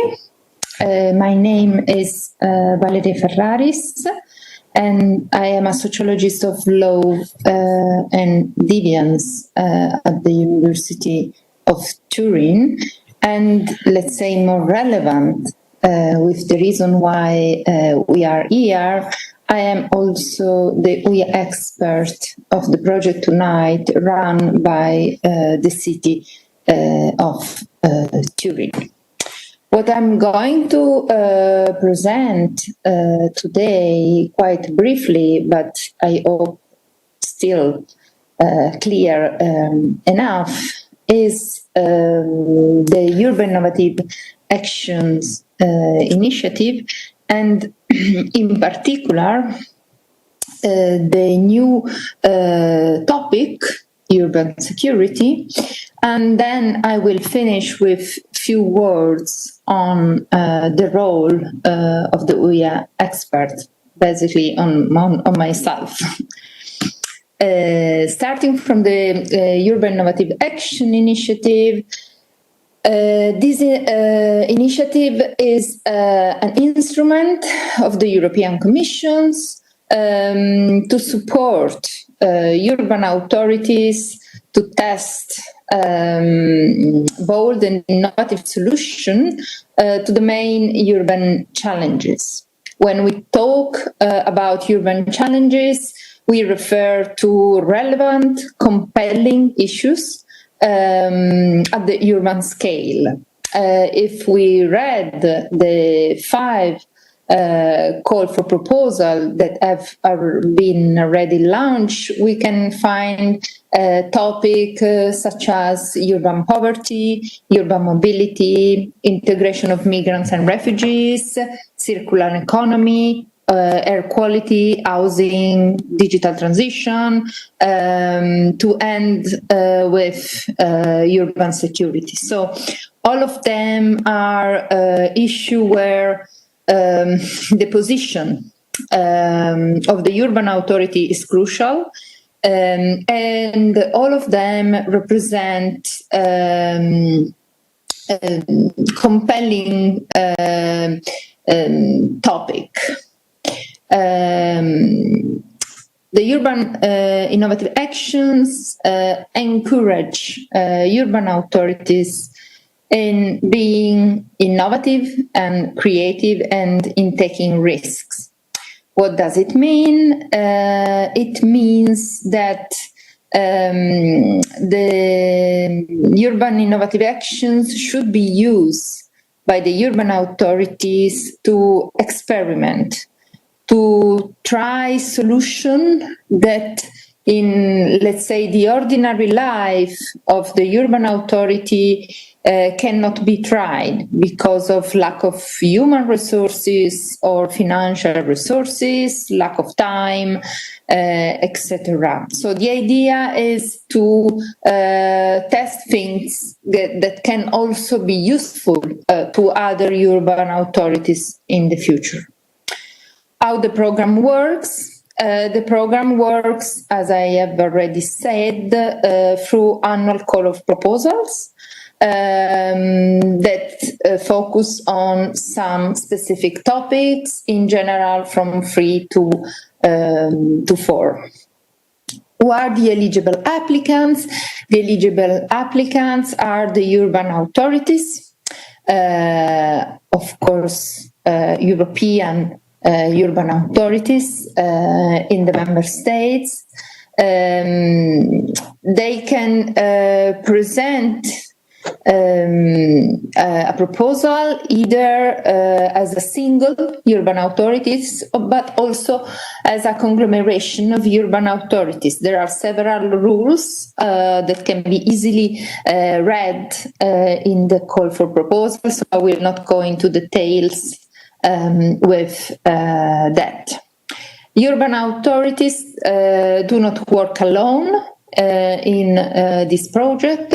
They can work together with other public entities, for example, state-owned company, but also we can also say that the initiative encourage the urban authorities in having what is called a delivery partner, or let's say several delivery partners. They are institution, agency, organization, association, in general belonging to the private sector, that contribute to the performing of the activities. These delivery partners, according to the rules, should be selected in respect of the principle of equal treatment and transparency. This, in general, result in the launch of a call for interest. And the delivery partners can answer either alone with a proposal or as a group with a more comprehensive proposal. The urban authorities then can select several single partners and create a group or one specific partner, one specific proposals. As I said before, urban security is a new topic for the urban innovative actions. We had for the first time in the 4th call for proposals let's say the root of this topic is in the European agenda of security that is now replaced by the new Security Union strategy, together with a second key document that is the action plan to support the protection of public spaces. I think that this second document is particularly relevant because public spaces is a very relevant topic in the call for proposals. not in the call for proposal, in the urban security topic, to frame the urban security topic, because public spaces is a key component. We will see that all the projects that won focus on public spaces. Urban security as a topic is considered as something that should contribute to the good quality of life and of citizens and to the economic development. Is not a topic related with a specific thematic objective of the cohesion policies, but we can say that urban security is like a cross-cutting issue, and that we can find in several thematic objectives of the cohesion policy, such as promoting social inclusion, combating poverty, or promoting sustainable and quality of employment, enhancing access and use of quality of ICT, etc. In the fourth call for proposal, there were 21 applications for this topic, coming from 9 member states. As I said before, 3 were the selected projects, 1 in Greece, 1 in Finland, and 1 in Italy. Several applications actually came from these 3 countries, together with Germany, that also present several applications. The first winning project is in the city of Piraeus. The name is Be Secure, Feel Secure, and the topic, the project focuses on the area of the port. The port of Piraeus is one of the most important in Europe, and certainly the biggest in Greece. The project adopted the approach of the CPTID approach, the crime prevention through environmental design approach, and also promote collaborative decision making. And it also includes the establishment of an ICT platform. The project SURE, Smart Urban Security and Event Resilience, in the city of Tampere, is a project that focuses on the management of large crowd concentration.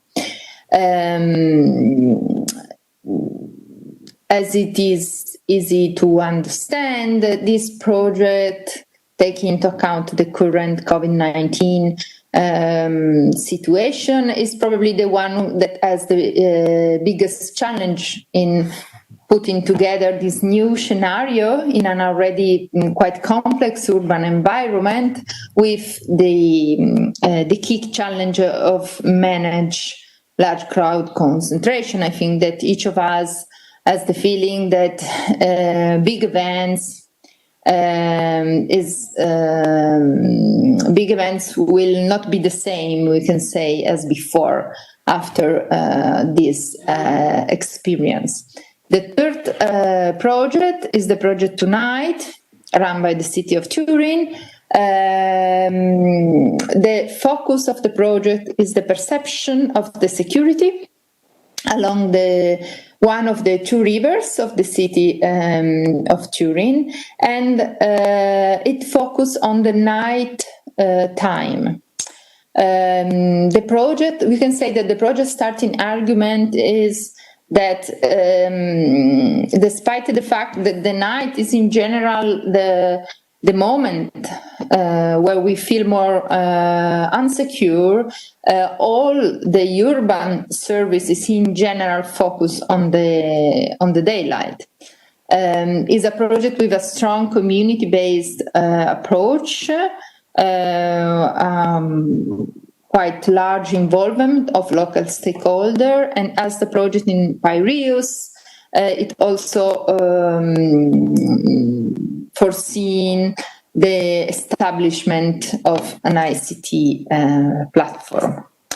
To conclude, because the time is running fast, a few words on the UIA expert. The UIA expert is something very specific in this initiative and is not common in other European Commission initiatives. Is a person that is selected through a call for expert, is not the project manager.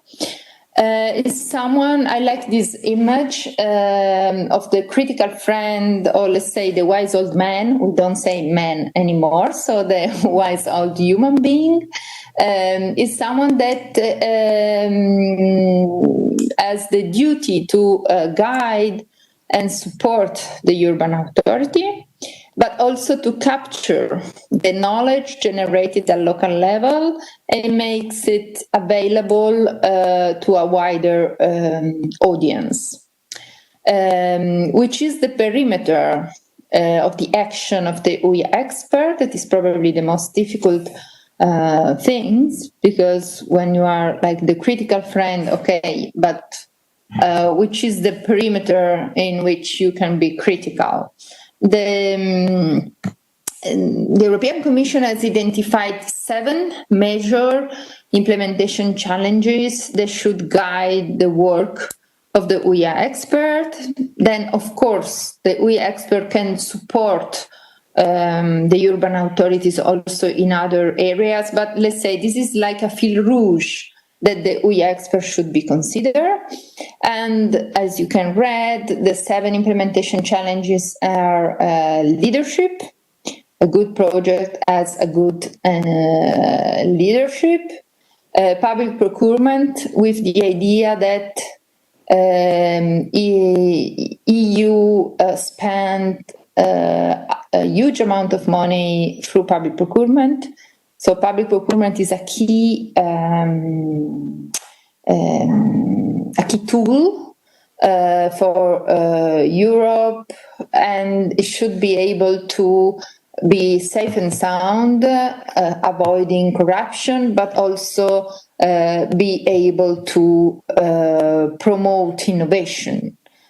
So we cannot have too strict criteria, because this could hamper innovation, but also it has to take into consideration that it has to be a safe and sound procedure. The third challenge is the cross-department collaboration within the urban authorities. We all know that many times urban authorities work like a single department, is like one urban authority in itself. The fourth one is the participation, so the participative approach with that also include private partners and stakeholders. The monitoring and evaluation, with the idea that it has not to be just an administrative burden, but should be something that help in spreading the knowledge, and also something that should help partners in keep an eye on what they are doing. The last 2 points, the communication with the target beneficiary and users. The project is not just something that should be communicated to the citizens, but the idea is not only to inform, but to involve. So the communication is strictly related with the participation. And the last one, the upscaling, the possibility to make this, what has been learned, available, and then upscale to another level. I hope this was sufficient to give you an overview on this initiative and on the position on the characteristic, let's say, of this new topic in the urban innovative action. Thank you. Bye bye. Thank you, Valeria Ferraris, again for your detailed elaboration on the program of urban innovative actions. I would like just here to underline the importance of this program in bringing together two fundamental aspects to the study of urban security and safety. That is, on one hand, research, and on the other hand, innovation. So in other terms, this program highlights that through the employment and the adoption of these let's say, two approaches to the study of security and safety in urban contexts, research and innovation, cities and European networks are able to produce another level or improved levels of policies and mechanisms of emergency mechanisms in urban contexts. Now we come to the second part of our panel, which is, as I have mentioned at the start, is dedicated to the discussion of detailed EC-funded projects by representatives of partner institutions. I have with me now Dr. Francesco Farinelli, whom I have introduced earlier, and I also have Dr. Maurizio Spirito. Dr. Maurizio Spirito is the head of international trends and opportunities for the Links Foundation. He is a research and innovation manager in the digital domain with a multi-annual work experience, matured within industry and research at international level. Maurizio Spirito received his PhD in electronics and telecommunications engineering in 1999 from the Polytechnic of Torino.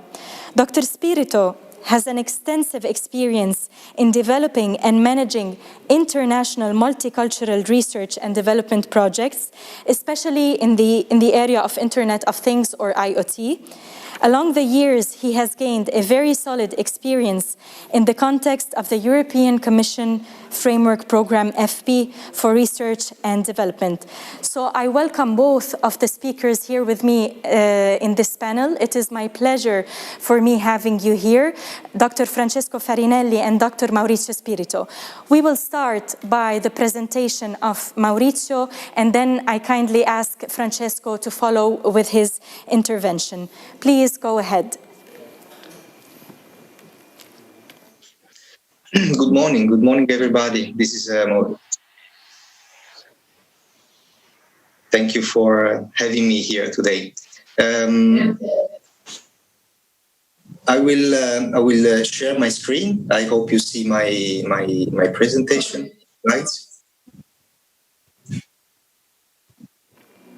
So I was asked today to bring our experience, the experience of the Links Foundation in EU-funded research and innovation projects, and how these projects can really help solve practical solutions of our society. And I thought to share our experiences and approaches from two Horizon 2020 projects. The first one is called Monica. The second is Faster. They are related, of course, with the security and safety aspects. And then I will conclude my presentation with touching upon the opportunities coming from the forthcoming Horizon Europe Framework Program. So starting from Monica, Links was the technical coordinator of a project that involved 29 across Europe. It lasted for more than 3 years and ended in the beginning of this year. So the aim of the Monica project was to use Internet of Things technologies and solutions to handle security of people and noise in open air public events. We had 12 demonstrations in the project across Europe. So we had 6 city hosting pilots. Copenhagen in Denmark, for instance, was used as a pilot in the Tivoli garden, amusement park.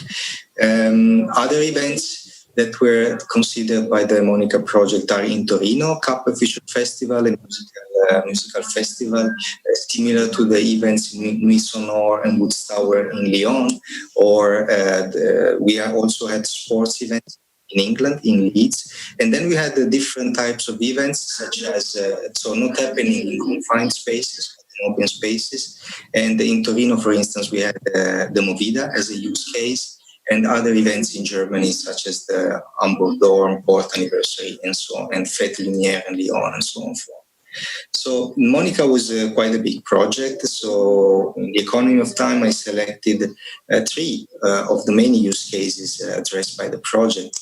You see them here in this slide. 2 of the use cases are related with managing security in these events, and they look at how to estimate the density of people in various spaces, in various areas.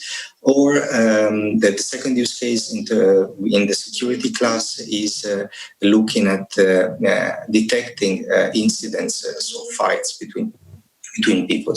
The third use case that is that I'm going to show you and to discuss with you is about controlling sound and in particular noise in the Movida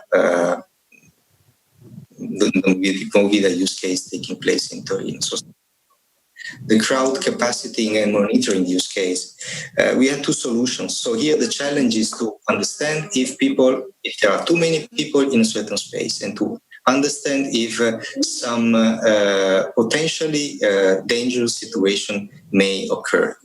In this slide, you see a picture from the Cup-Fisher Festival. That is an electronic music event taking place.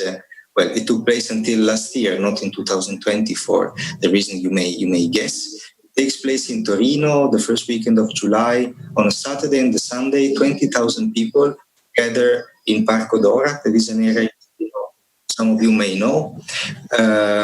They gather around a rooftop. This is not the industrial building, so there is still the structure. And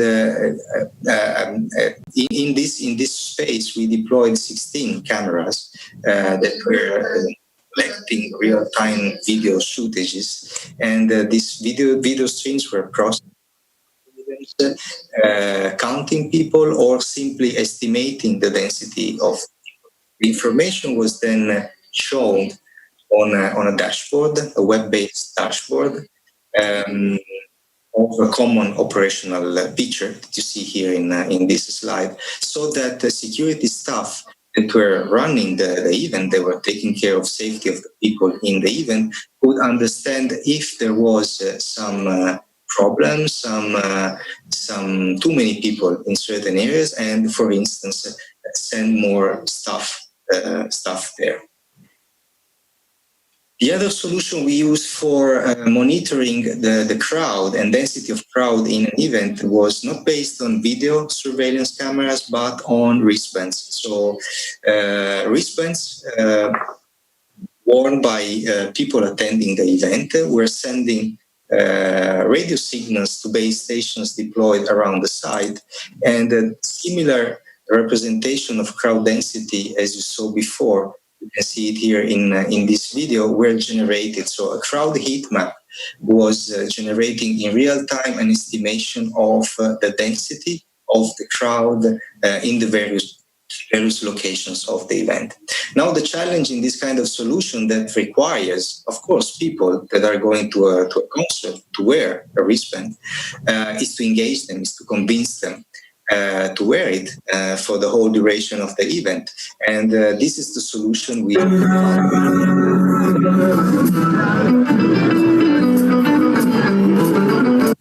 So you see that the wristband is not just a dumb wristband emitting a transparent, invisible radio signal, but is also a wristband with some lights that turn on and off following the music being played at the event. And this was the the engagement strategy that we used in order to distribute the more than 6,000 wristbands we used at the events. Another solution based on video processing is the one addressing use case. This use case looks at detecting security incidents. So, detecting objects that may be potentially dangerous for the people. So you see here in the video that the algorithm is processing a live video stream, detecting, of course, people, but also detecting potentially dangerous objects such as a van, a car, a chair, bottle. This algorithm or the results of this processing being showed in real time to the security staff may help intervening in time in order to fight, in order to stop potential dangerous behaviors, and also algorithms for fighting for detecting the fight between people were deployed and implemented and tested in the various test sites. I will not go into the details of this slide here because it is too technical. The message I want to convey with this slide is that these solutions are complicated. Yes, they need the deployment of several hardware and software solutions in the site, in the cloud, in various locations. Nevertheless, the technology is there, is available. For instance, in the case of Monica, many of the software solutions were released as open source, so they can be reused, applied in maybe smaller cities for different cases, for replicating what we say. This is the expression we use in our jargon, to replicate a solution developed by the project in other situations. And the other thing that I want to point out here with this very complicated and very technological slide is that most of the solution needs user engagement. And this has been especially clear when we addressed the Movida event in Torino. So some of you may know that, well, all of you know the Movida, some of you know the San Salvario district in Torino. So what happens there is that there are self-organized happenings, so people attract each other, so they start talking more and more louder because more people are coming. So there is a square in particular in Torino, Largo Saluzzo, where we deployed all the technology that we needed, so cameras, microphones, we did all the processing, we measured the noise. Of course, we observed that during the weekends, noise reaches higher levels. We also correlated the fact that the higher the density of the people, the higher the noise. So this is all, let's say, technology. It's just, let's say, it confirmed what a wise man can think. So more people, more noise. But then what do we do next once we see that in a square there are too many people? The city of Torino had a very good intuition and engaged the street artists. So street artist performances were organized during the weekends several times in San Salvario district, but also in other areas around the city. And what happened? It happened what everybody can think of. So when street artists started their performance, people got distracted, they stopped talking, they looked more at the performance, and the noise lowered.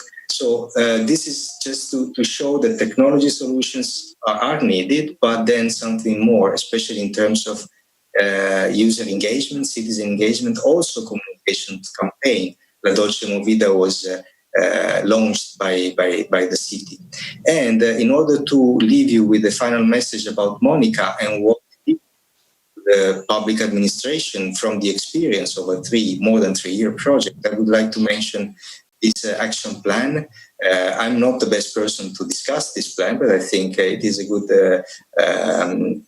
topic to bring at the table. So the city implemented an action plan. So it's a public document. It was adopted by the city, open for feedback by the citizens. And 2 out of the 4 strategies included in this document were inspired by the Monica project.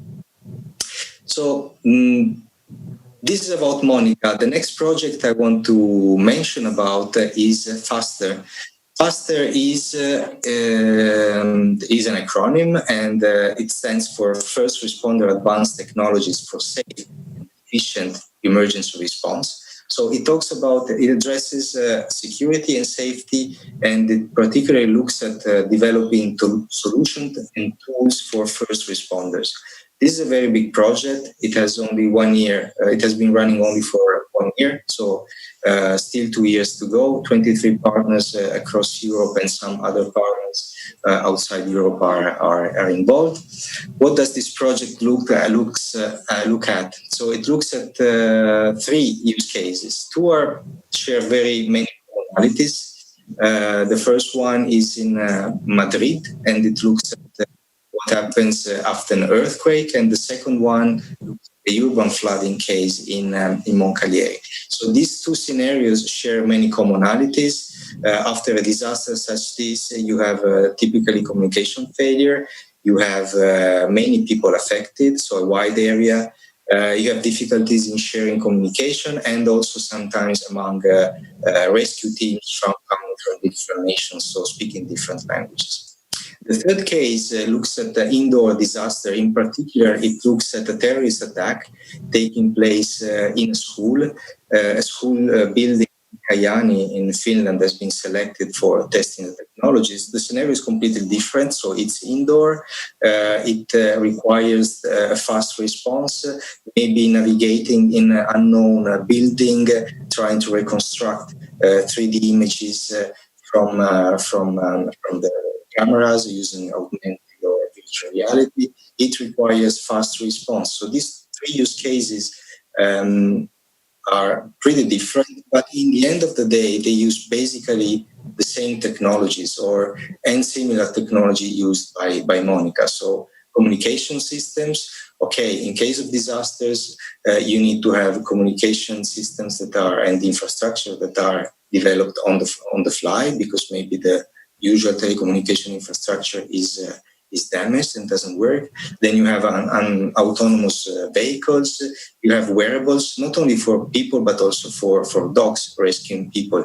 Overall, the technologies are very similar. And the point I want to make by putting beside Monica and Safers is that the technology base is the same. First thing. Second point I would like to make is that user engagement is needed in order to have the solutions successful. And the third point I want to make, and that brings the topic of Horizon Europe, is that security, safety, fight to climate change, resilient societies are considered together by the European Commission when funding research and innovation projects. So in Horizon 2020, it was like that. And in Horizon Europe, it will be the same. So if you are familiar with this framework, you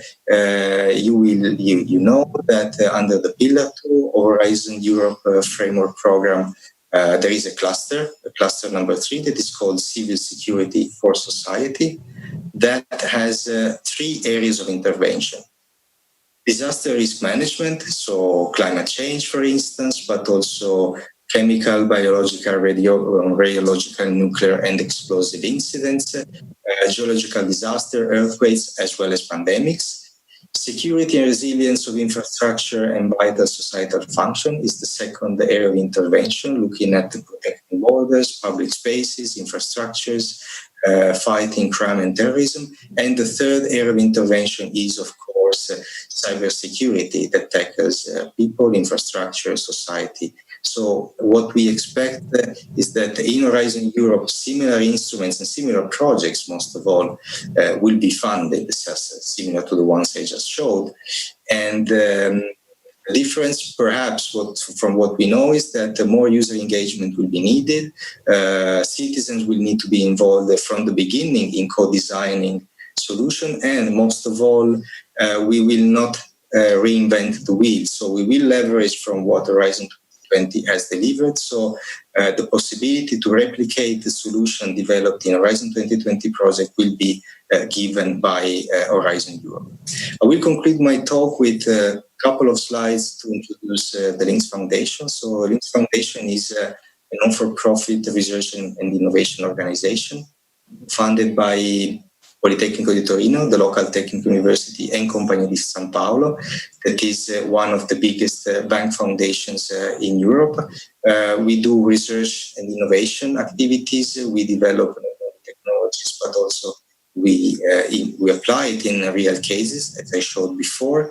So we want to work with the territory, and our aim, our mission is to work with the territory and working especially in an international context, where we have been active pretty much along in the past few years. Among all these numbers, I would like just to raise your attention on the fact that we are currently running 174 projects, 50 of which are funded by European Union framework programs. And between the 7 years from 2014 to 2020, 13 were funded by the European Commission, and 22 were coordinated by the Links Foundation. Thank you for the attention, and I leave you with these slides with my contact details. Please use them to discuss potential collaborations in the future. Thank you.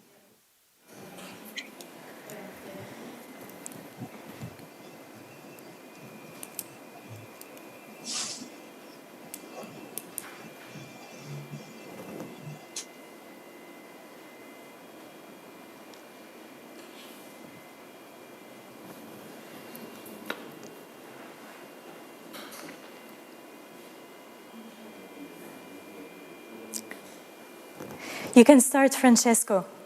Please go ahead.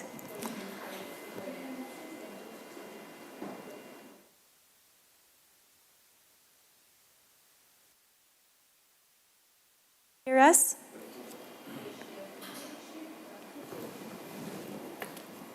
Okay, sorry, but I was not able to unmute me. That's why I could not speak.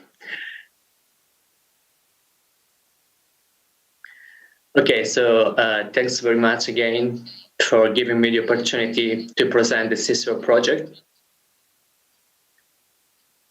I now share my screen.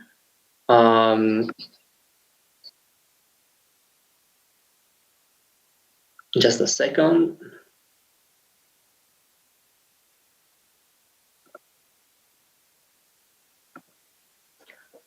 Here it is. So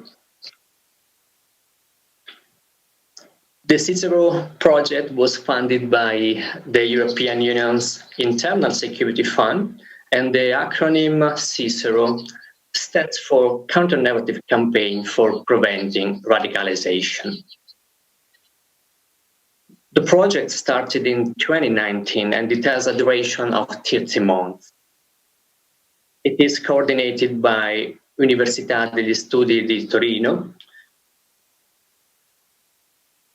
and the whole consortium is composed by 10 partners from Italy, Belgium, and Spain. Centro Studi Internazionali, Expert System Iberia, Zanasi and Partners, European Foundation for Democracy, Confederazione Islamica Italiana, Novarecon, Competitive Intelligence, TECOMS, and Save Belgium.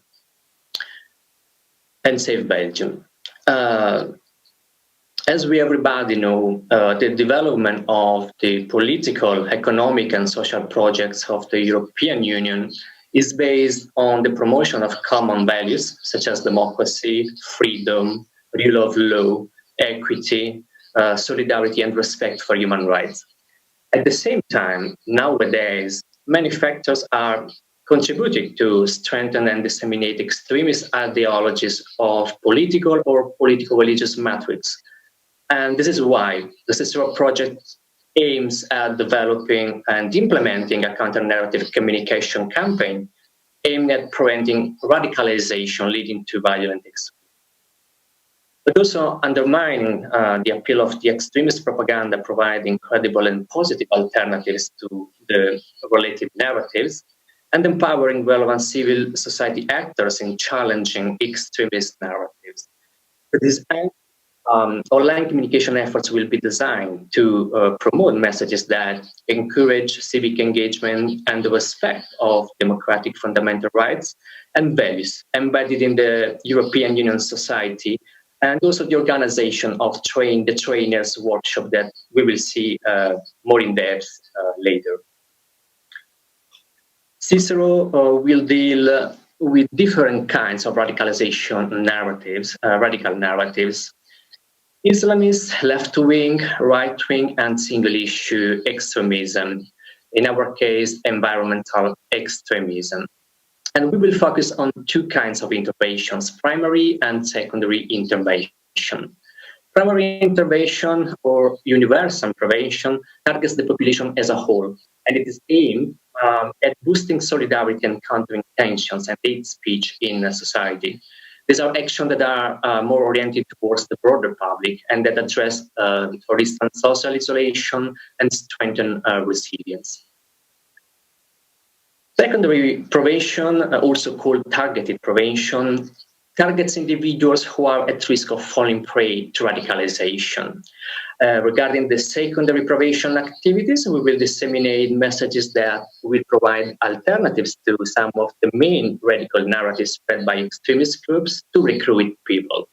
We will try to undermine the appealing of these narratives, and to do this, the consortium undertook research to define these main narratives and cooperated with relevant stakeholders from institutions, civil society organizations, to collect their feedback and suggestions in this regard. Consequently, the consortium has identified and will focus on contents that either encourage or justify violence on political, religious, ethnic, or social grounds. These are some short examples relating to the four forms of extremism the project deals with. While each of these forms of extremisms have similar dynamics, such as a binary black and white worldview, feelings of victimization, or a strong attraction to conspiracy theories, the research has also identified aspects and narratives that are specific to each of them, and that are the pillars for the development of contents and messages of the campaign.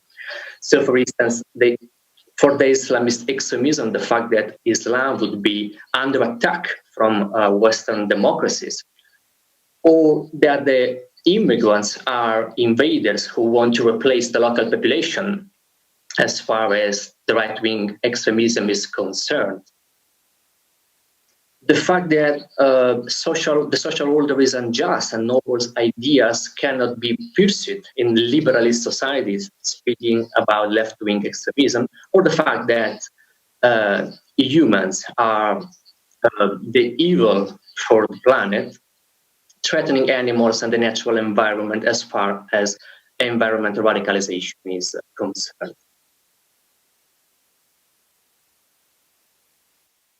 The name of the campaign is a shared code, a name which recalls code of values, but also modernity, technology, a shared future for everybody. A competition in Belgium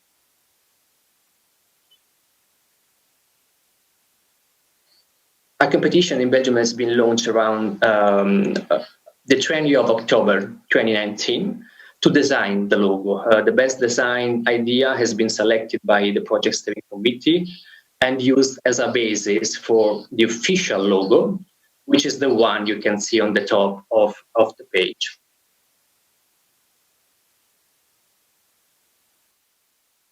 Shared code will spread contents about values and concerns.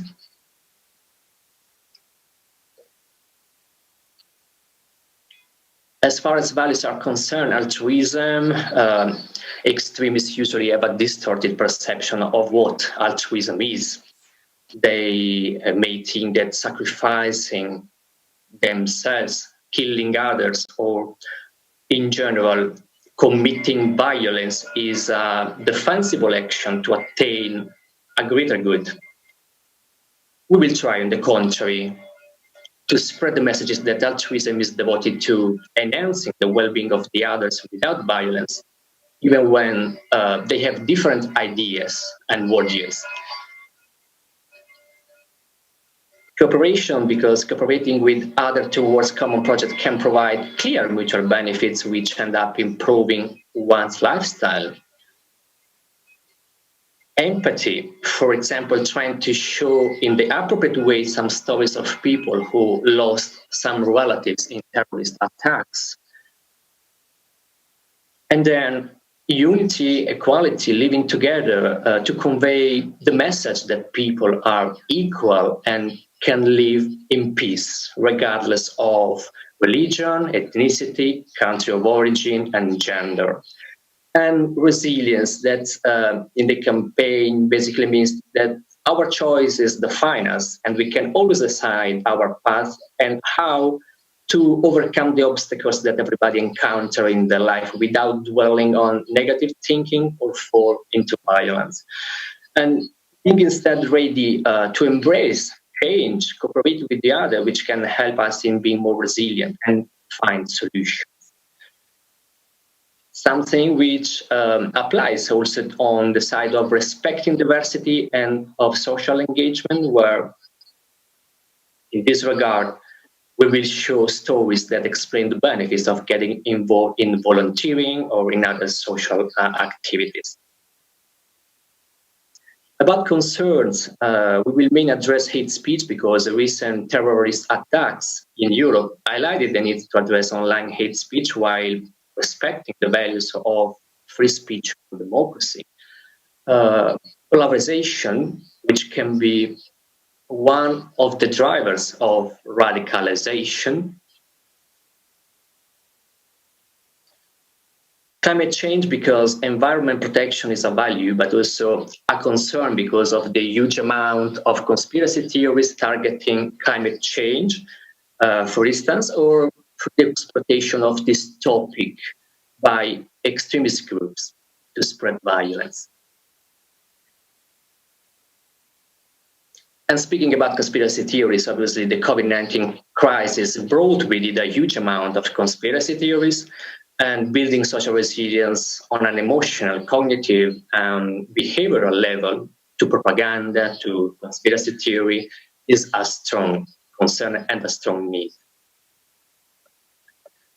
Speaking about the COVID-19 crisis, as you know, given that the virus is invisible, corresponding conspiracy beliefs, as I said, flourished, as happens in every period of crisis. Extremist groups capitalize on the opportunity flowing the social networks and the web, more in general, with racist narratives, apocalyptic theories, conspiratorial thoughts, and extremist worldviews in a period when people were isolated within their homes, making the web their main source of information.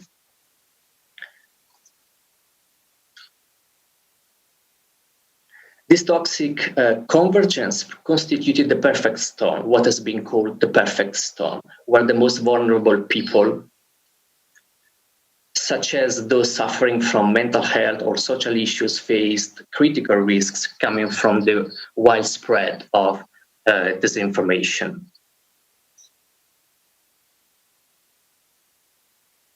Therefore, in light of the continued uncertainty concerning social distancing protocols in the next month,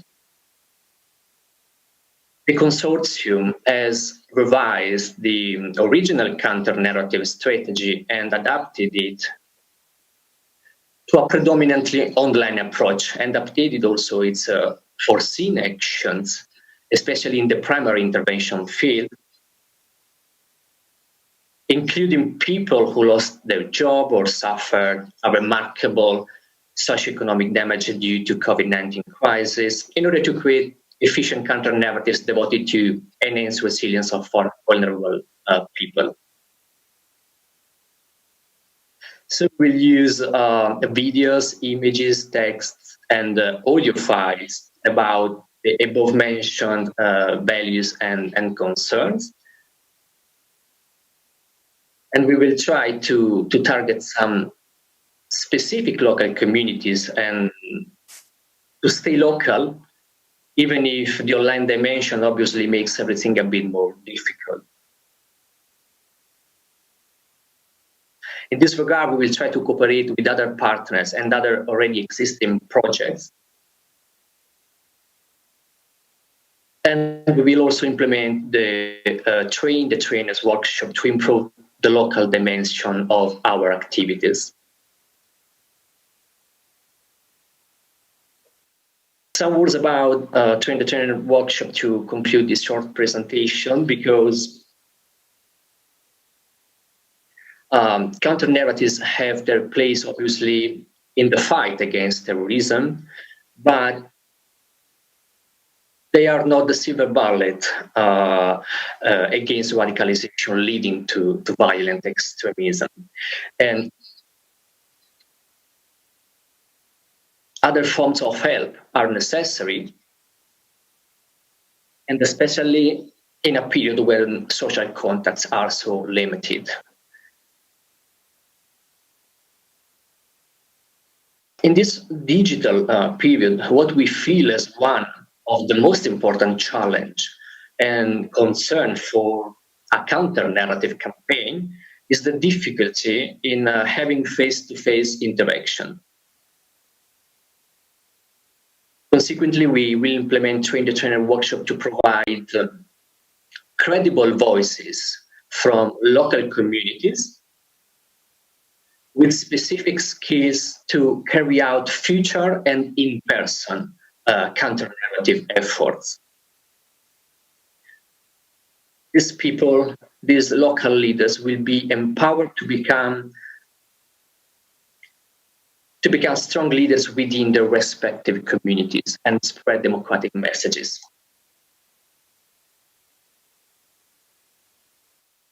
One workshop will be organized for each form of extremism we deal with,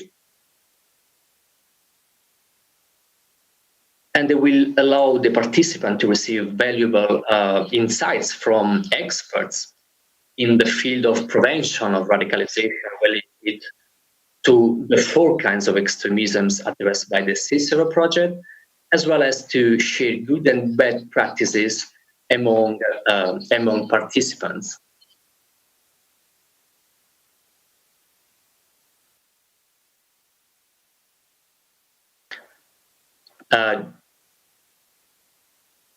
I'm now stopping to share the screen. I don't know if you hear me well. Yep.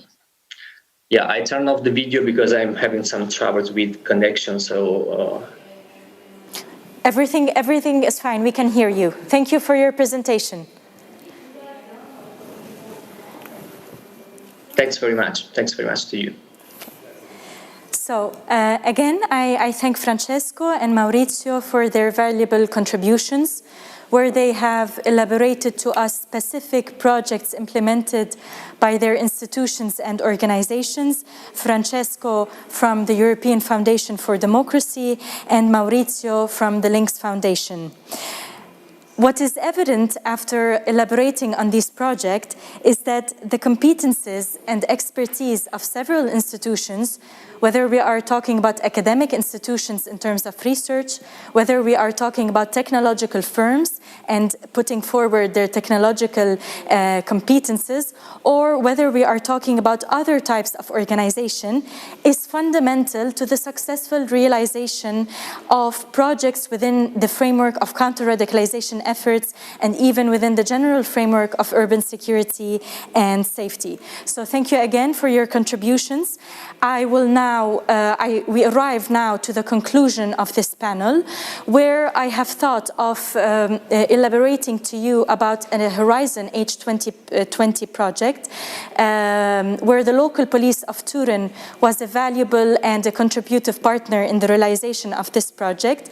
And it is interesting for me to talk and discuss to you about this project, given that it goes hand in hand and in line with the previous projects which were elaborated.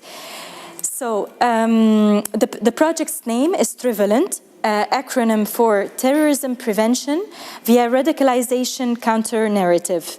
The project, as I have mentioned, was composed of a broad European consortium, bringing together academic institutions, law enforcement agencies, such as, for instance, the Madrid Municipal Police, the Royal Military Academy in Belgium, the Portuguese Prison and Probation Service, the Albanian State Police, and other LEAs.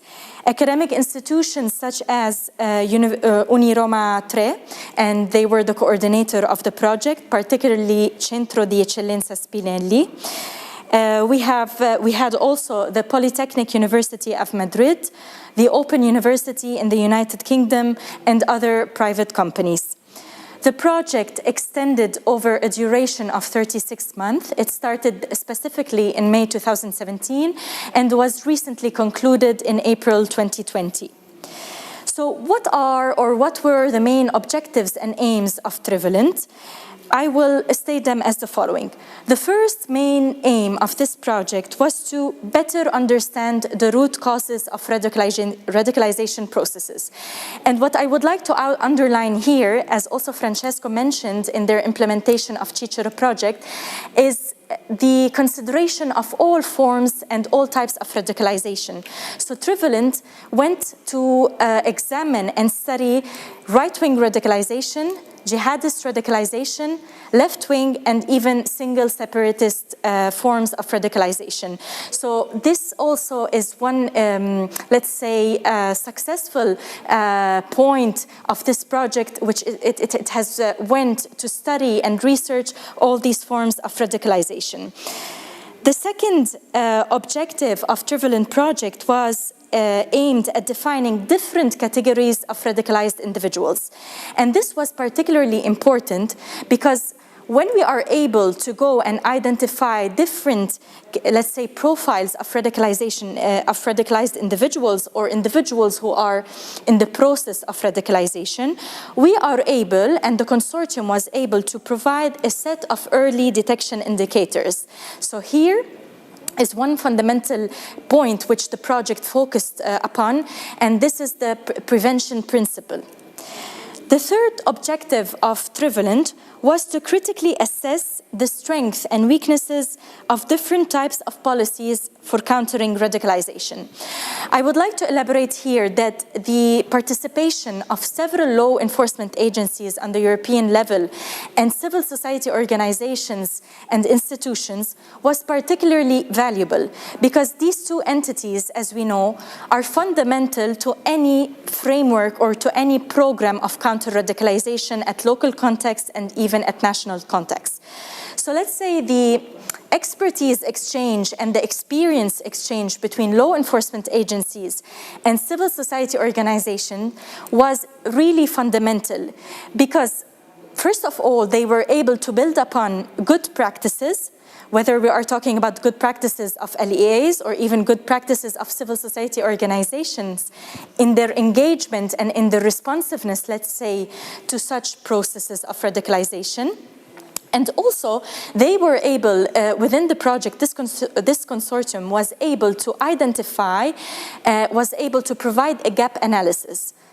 What is meant by the gap analysis is that the areas which still need improvement, or rather are absent from such a study and such an implementation. So that is why this expertise exchange was really valuable. As I said, first to underline best practices, and second to be able to produce a gap analysis and understand which points need to be specifically treated and examined in such a framework. The fourth objective of Trivalent project was to contribute to improved information exchange and more effective means of cooperation, coordination, and communication between LEAs, local authorities and communities, and civil society actors.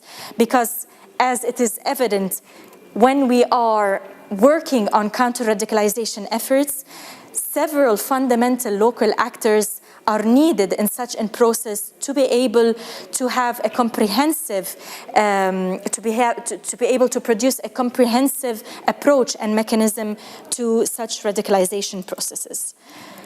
I come now to explain to you briefly the methodology which was adopted in Trivalent project. First, the partners worked on producing an in-depth and exhaustive analysis of radicalization processes. Such an analysis was conducted primarily as a desk review analysis, so several literature reviews were conducted, surveys and interviews with representatives of LEAs within this consortium was also implemented, an analysis of online and offline narratives, and here is also the importance of Cicero project, where it is a communication online and also offline campaign, highlighting the importance of examining and understanding the mechanisms of such let's say, variables in such a process. Secondly, the consortium went on to analyze the already existing prevention policies in a comparative manner, okay? So what the partners went to do is that the already existing policies, whether we are talking about a local level, let's say, for instance, at the level of the city of Turin and the local police of Turin, but also at a national level, thanks to the involvement of several state actors and several state law enforcement agencies. And here, as I have mentioned, there was an expertise and experience exchange.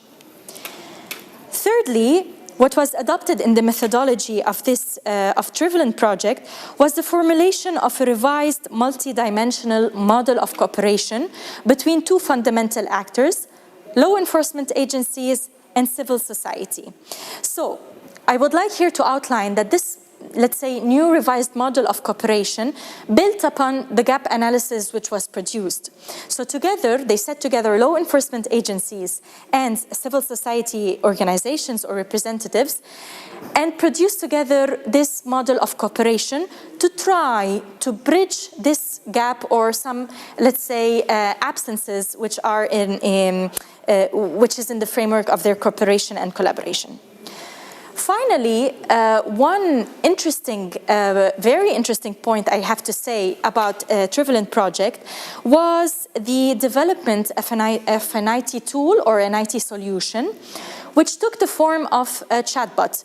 I don't know if the participants with us virtually are familiar with how a chatbot works. It was particularly interesting because such a chatbot, first of all, was friendly user. What do I mean by this is that simply it functions in this way. Let's say you are a person, an individual in a certain community, whether we are talking about a school, whether we are talking about a family, whether we are talking about a work environment, and you suspect that a certain colleague of yours, a certain friend of yours, or a certain, let's say, your son even, or daughter, are in the process of radicalization. So, in other words, they are potentially potential individuals of radicalization. And here lies the importance of, let's say, bringing the role of law enforcement agencies closer to this individual in this society. So the chatbot functions in this way, is that this individual who suspects another radicalization process of another individual answers a set of questions and I would like to underline here that the chatbot is available in 3 languages, English, French, and Italian. And together with the chatbot, they understand who they need to contact or who they need to resort to in such to be able to solve such a situation. So the chatbot directs them to several options. It can be rehabilitation centers if the individual was concluded that he is suffering from drug addiction or alcohol addiction. So in this case, we are not talking about a radicalized individual in terms of terrorism, perspective. So this chatbot is able to assure in a way and to help and assist this user and direct them to the organization or institution which really will be able to provide further assistance. Or if the organization, if the individual is in the process of radicalization, and if the chatbot evaluates that we are talking about extreme or advanced process of radicalization, then they will redirect them and suggest to them the resort to law enforcement agencies. I would like here to outline the importance, a very important point of this chatbot is that it is confidential and data protection standards are obviously observed in this perspective. So it is just a way of assisting the user and directing him to the best option he can resort to whenever he is concerned or whenever he is, let's say, confused about the process of a radicalization of a certain individual. So this is, in a very brief manner, the focus of Trivalent project. It focused specifically on bridging the gap between the cooperation or some gaps between the cooperation and collaboration of law enforcement agencies and civil society actors. And additionally, it took an innovative form by introducing an IT tool which was deemed particularly important in assisting users and simply individuals in a community which need to understand how to move or who to contact in such a context. So I would like to thank all the participants with us here who have followed us and all the speakers. But before closing this panel, I would like to ask, please, Francesco, if he has any additional comment or a point he would like to elaborate before we close the panel. Please go ahead, Francesco. Thank you very much, Stephanie. I do think that very important point has been touched today, starting from the fact that urban contexts are the heart of the city, and that security does not relate only to big international events, but also to every local and little municipality, every local and little space. And as a parallel, I would like to highlight only one more point, if I can, because in order to prevent radicalization, in order to prevent violent extremism and violence in general, I think it should be very clearly stated that we have a strong necessity to face the issue and the challenge posed by the so-called non-violent extremist groups. In Europe, there are many non-violent extremist groups, Islamist groups or neo-Nazi groups. They do not commit physical violence, for instance, but nonetheless, they spread racist content, they spread hate speech, they incite others to commit violence. To give a very practical example, some weeks ago, I was very surprised to hear the words of the Secretary General of the UCOI in Italy, who stated that Christianity and Judaism are heresies to correct. These are very serious words, in my view, that can fuel intolerance and that can fuel polarization in society against different religions in society. So this is my last point. I do hope that we can close cooperate all together, institutions, civil society organizations, teachers, social workers, frontline practitioners in general, to cooperate all together to prevent violence in our society and also to prevent the spreading of hate speech in society, which fuel violence, and it is a very strong concern. Thanks very much. Thanks very much for having invited me and for this opportunity for having presented the Cicero project. So thanks and have a nice day. Thank you, Francesco. I repeat, it was a pleasure to have you here with us, albeit online. Thank you for your contributions, and we are really hoping to have future opportunities and collaborations together. So now we have arrived at the conclusion of this morning panel's focus, which I repeat was on European collaborations, partnerships, and funding opportunities in the framework of urban security and safety. We are going now to have a lunch break, and I will invite all the participants to connect with us again, starting from 14:30, where we are going to discuss with other interventions and other guest studios, which I will have here with me, another topic, which is emergency management in urban contexts. I repeat, the sessions are broadcasted online in 3 languages, English, French, and Italian. And in case you have missed any intervention or any discussion you would like to follow, you can find it on the YouTube channel Pacte Sur Torino. Thank you again for listening, and we will come back with another panel at 14:30.